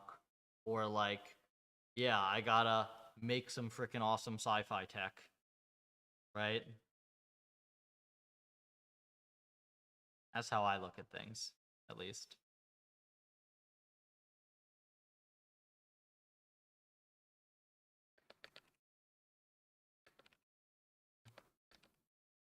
I got plenty of things to worry about on the tech side, man. I got plenty of things to worry about, but competition ain't one of them.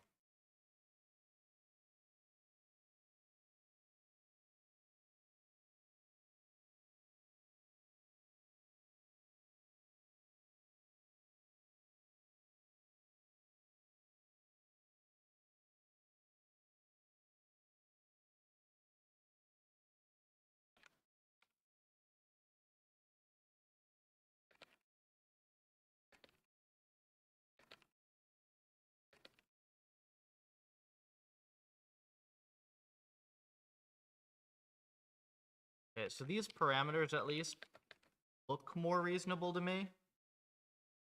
I don't know if they are actually better, but these like look better to me.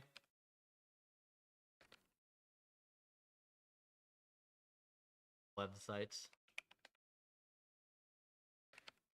You're not gonna like the way that we do ours if you're doing TypeScript stuff. You could basically make everything except the WebAssembly stuff for our website with like 90s tech. It's literally like HTML and CSS. That's it.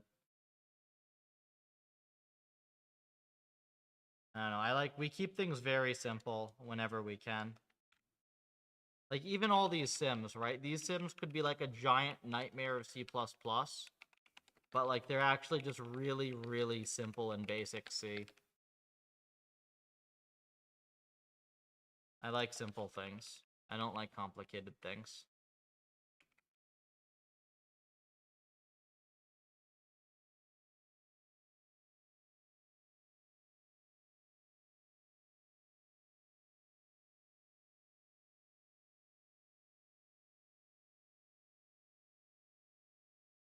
All the big tech engineers always bug me like, oh, can we do it in C++ as well? It's like, can, but don't tell me I didn't warn you.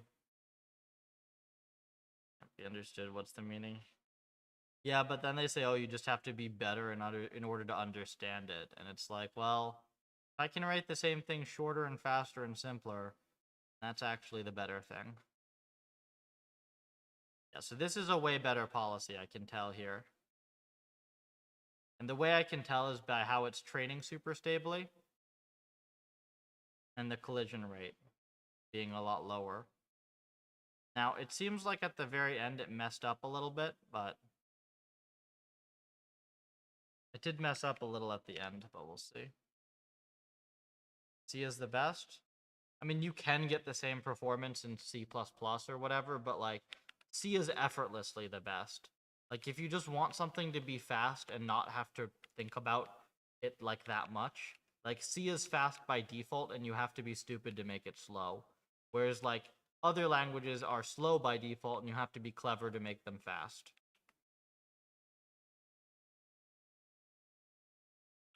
Okay, this policy looks more reasonable to me.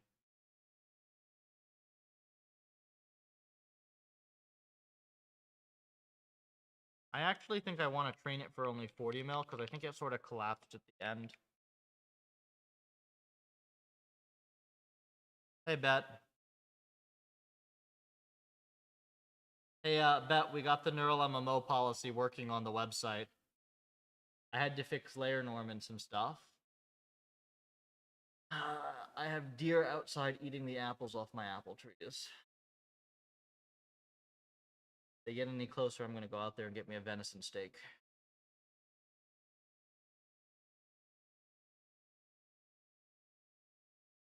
I don't want these things. My apples. Those are mine.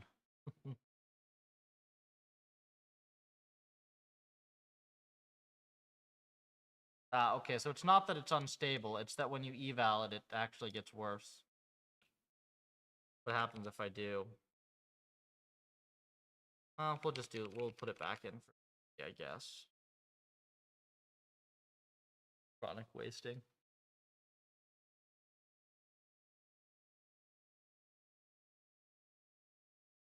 Oh yeah, don't they have, like, horrible prion diseases? Here. They carry all the damn ticks as well.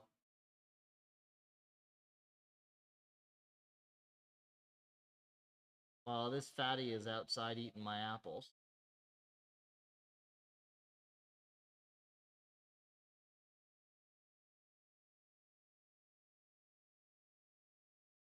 Get me a bow.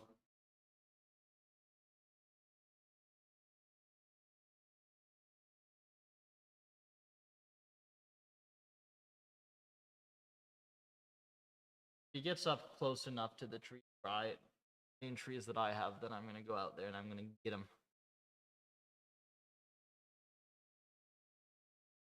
I don't need a license to show him off, though.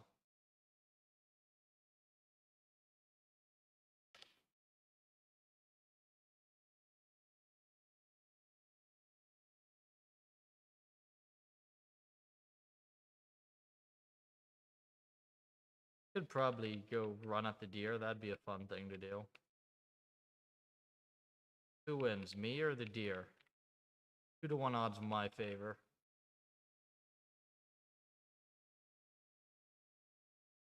Okay, this looks better to me. This looks like an actual battle sim.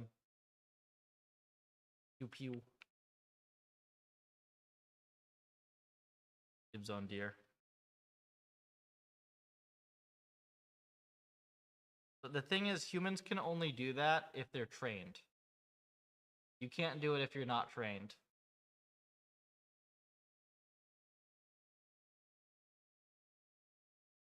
Like, lazy couch potato humans suck at running. I'm moderately trained. I'm like moderately trained.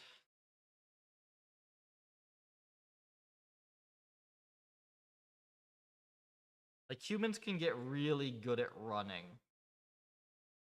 Like, if you run, you kind of have to run for like 2 hours a day, though, at least. What's the workout routine and nutrition? Well, at the moment, I have like a bad shoulder and a bad knee, but I usually do like a combo of just a combo of distance running and powerlifting stuff. So at the moment, pretty much all I can do are pull-ups, deadlifts, and some accessory stuff. And maybe one run a week, some biking and rowing. I've been switching it up a bit. Once my knee is back, I'm going to go back to training for probably short distance, probably training for like a decent 5K. And then I've been wanting to get my overhead press to be quite strong. And I was doing well on that until shoulder.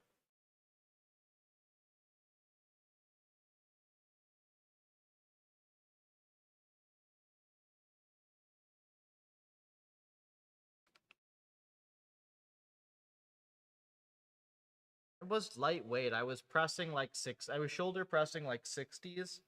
And like some guys came by and like basically interrupted me and threw me off.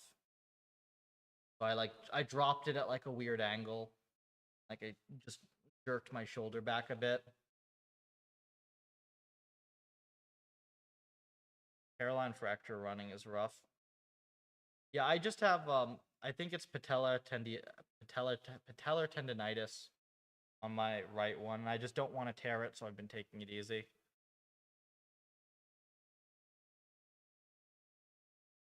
Too many roads. Was running too many roads in Florida.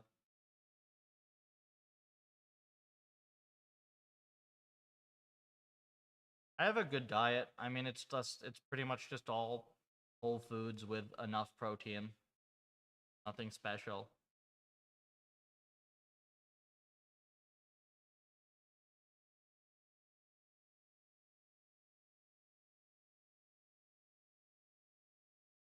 I mean, I eat like a lot of really calorie dense stuff. I eat like a lot of really heavy stuff just because I don't have the appetite otherwise. I have a pretty low appetite.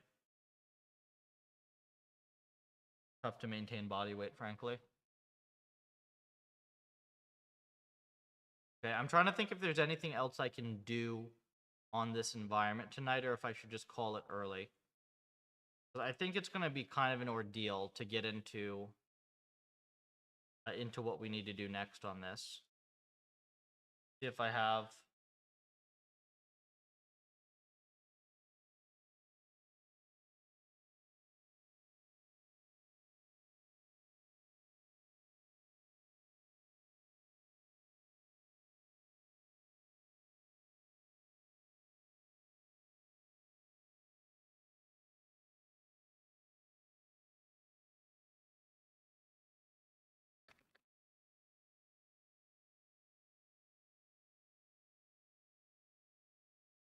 Impulse, decent. Yeah, let's take a look at your policy, Captain, and then I'll call it early. I think that's what we'll do. I don't know, unless folks have cool RL questions or want to, like, know how to get involved with this stuff. I've been kind of burnt because I've been just working a lot on this release. I kind of want to get a nice start early tomorrow on the drone environment for the most part. I guess I also have stuff to do for meta. Been meaning to do that. I could set them up some experiments.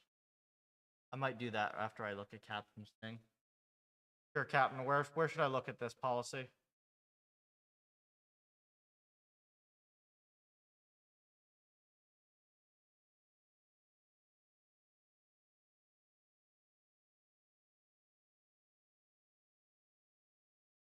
Hashtag development.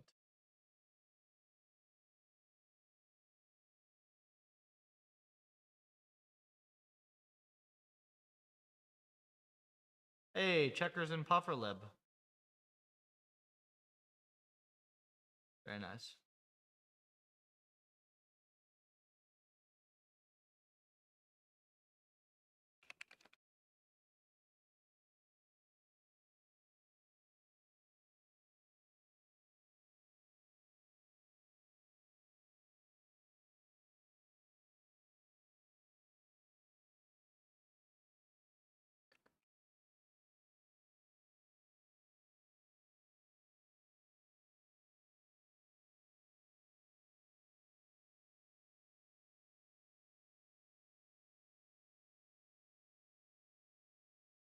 Grab your policy.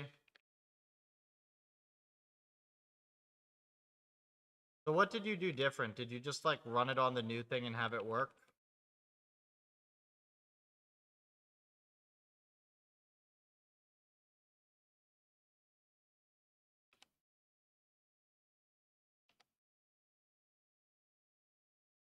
It's just that guy is a man. Like don't pay too much attention.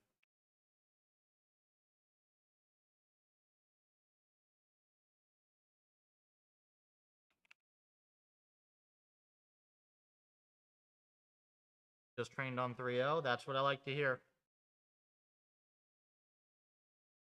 That pretty much validates 3.0 on everything, right?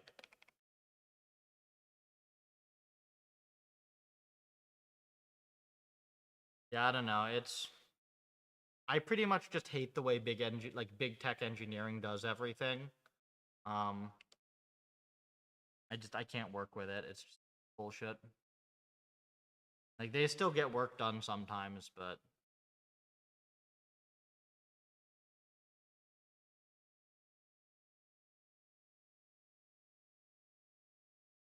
that's a decent that's playing the game.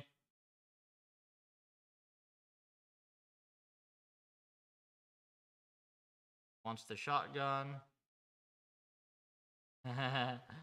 It's got like the mechanics to like not die, even if it's like better at the game than I am for sure.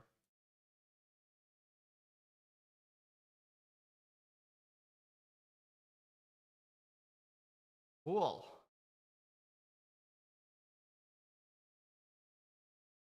Hey Captain, is there any one hot data in here? Like there one hot data in the hang on, let me go look at your policy.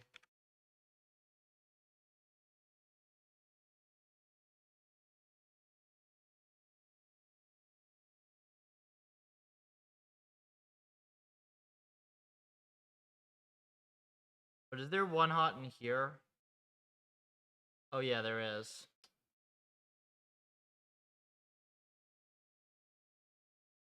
How much is there? Does it matter? Welcome, big task.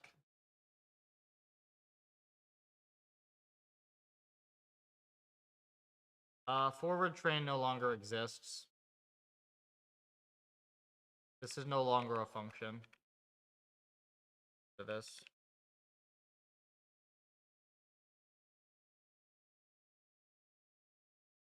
Forward eval if you want to split it.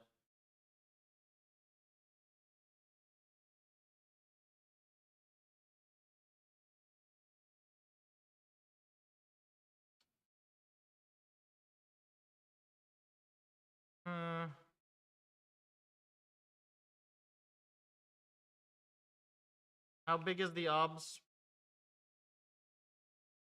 Here.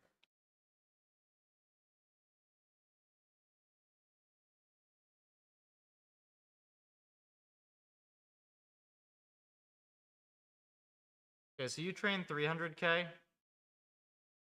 23% end of time, it looks like. 2.9, 4 mil params.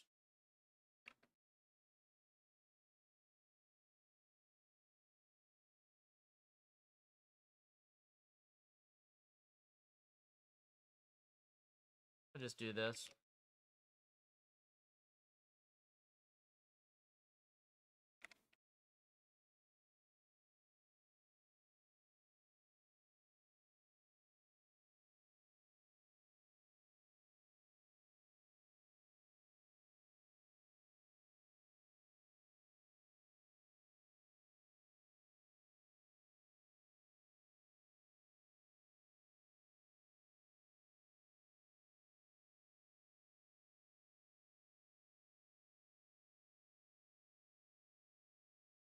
Okay, what are the defaults? 100 million?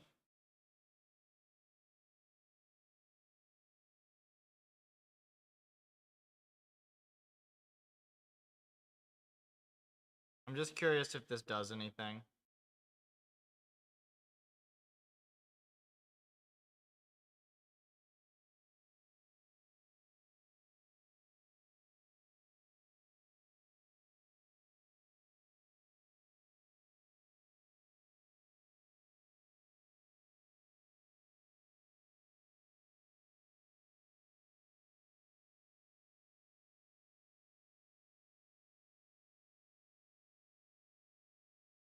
I asked what you earned your PhD in.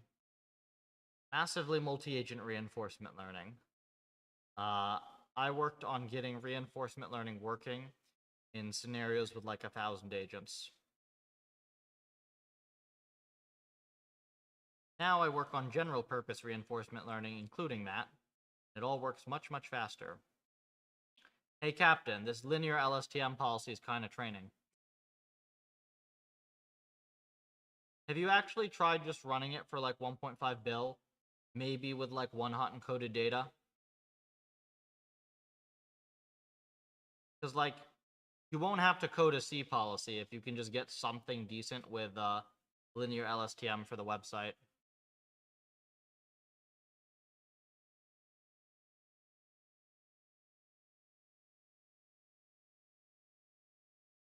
Okay.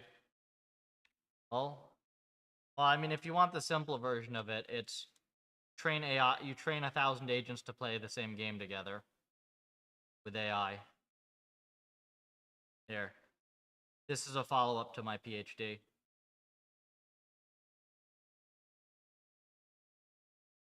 Oh. It's lagging a little bit because I also have AI training on my PC for something else right now. But this is an agent in an environment with like 1,000 other agents, and it plays this like simple MMO. And I didn't tell it anything about this game. It kind of just figured it all out itself. This combines like high performance simulation. What's going on here?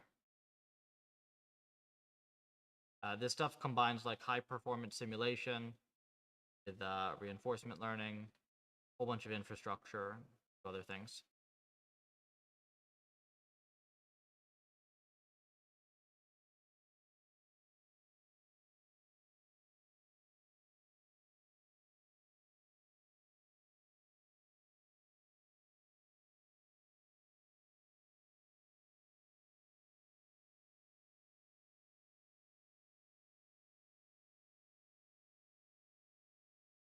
Let me close this because interrupting our training.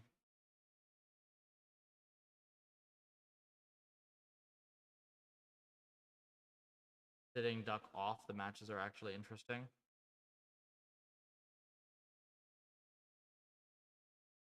Policy ascent. You do some sort of curriculum learning thing, I think, Captain. I have no idea if this will actually do well if you train it for longer, but I don't know. It's probably worth trying to just train a simple policy.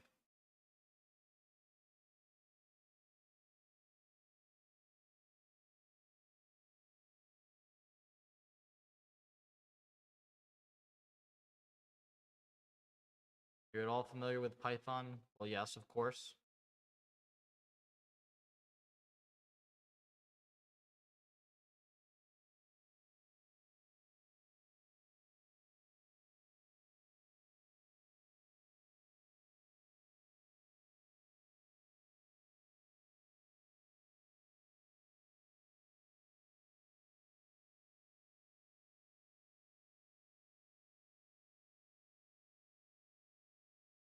Be a nice bet.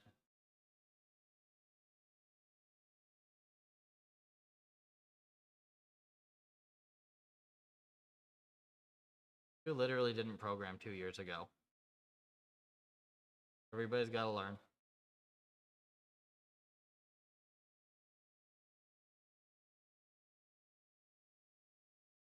This does anything.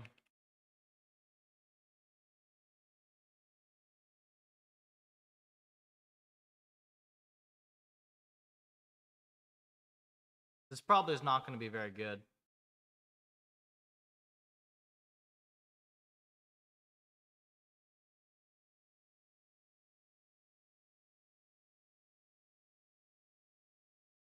It just like doesn't know how to move well, right?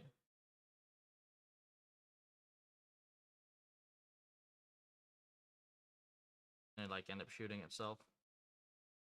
Yeah, it doesn't know what to do with the weapons either. Oh, it doesn't know to hold the railgun to charge it.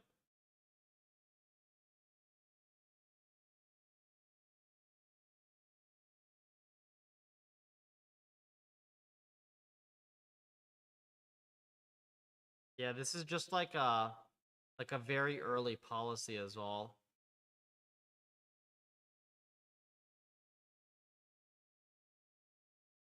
I mean, I would like to just run this thing with way larger batch size, but like the env is gonna cap out on course. Thing.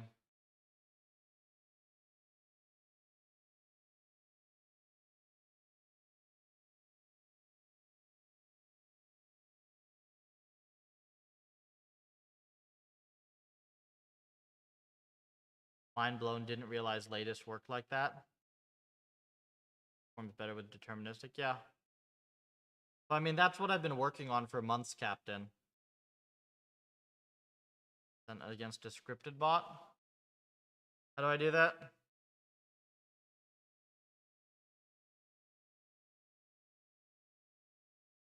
Yes.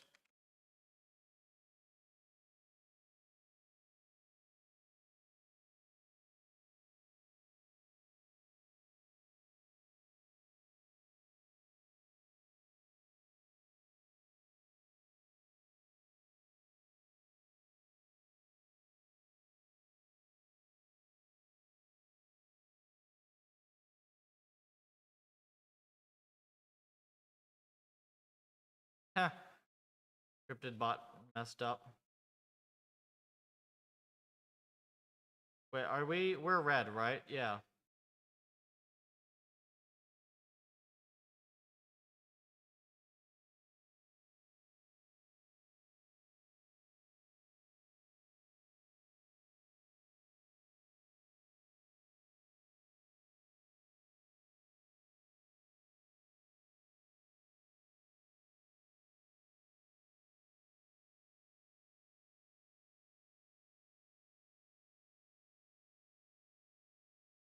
It's a decent enough policy.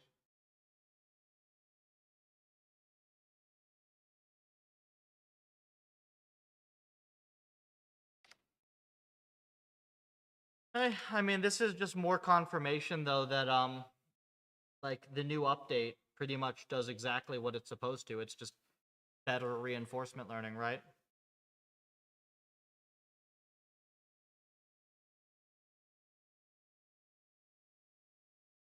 If we have any replies on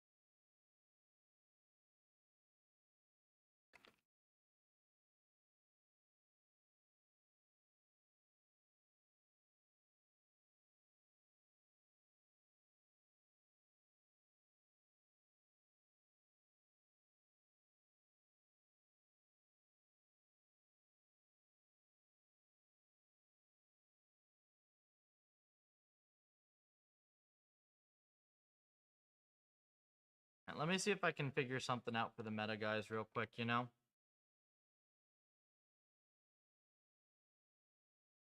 The thing is, it's not a quick project at all. Because the code's like...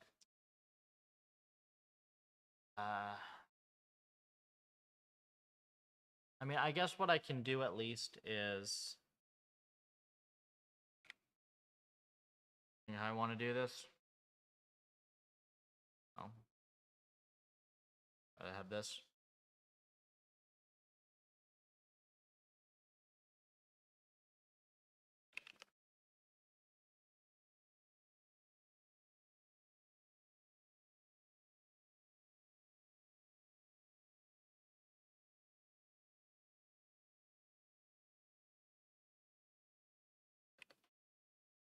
There you go. Glad I stumbled across channel. Watch YouTube.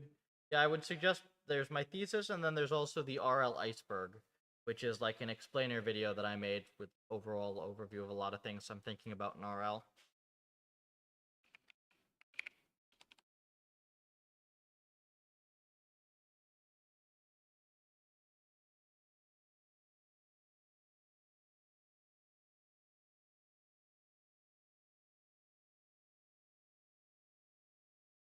Ah, yeah, I don't have much steam in me left to do this tonight. I think release is pretty well good to go. I have trailer to do, maybe some articles to edit, not much else.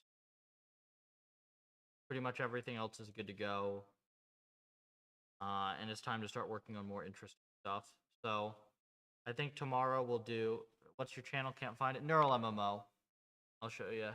I probably should rebrand that channel, but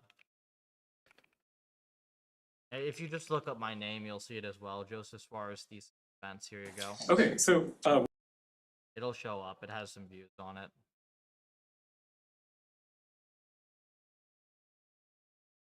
How's trailer looking? Well, it's not looking yet, right? It's editors getting to it. But I found I found a few different editors, and one of whom looks quite good. So hopefully we have something there. Good job on policy, Captain. Be cool to throw it on the website if we could, but I also don't like porting something like that to see as a total pain in the ass. So I don't know. Maybe just like see if you can get the linear one to do something. If you just like one hot the obs, usually linear does something decent. And then it's pretty easy to port that. Also fine to just keep working on like training better policies. If it doesn't saturate after 1.5 bill, you know, like you could probably just do it like a mix of scripted, like a mix of sitting duck and the other one, and just like train it for 100 bill. Have scripted bots. We could. I think it would be better to like have it be you versus scripted bot or something, because you know, if we just put them both as scripted bots, it'll look like, oh yeah, it's the neural net when it's not. Don't really want to do that.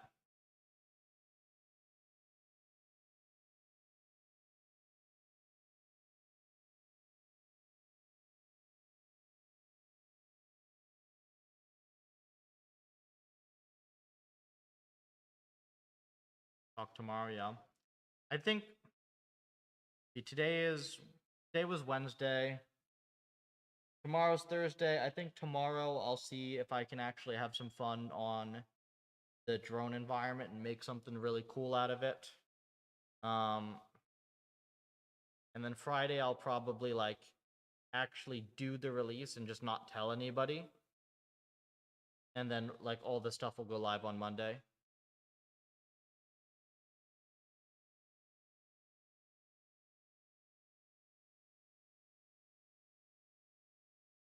You can do that, Captain.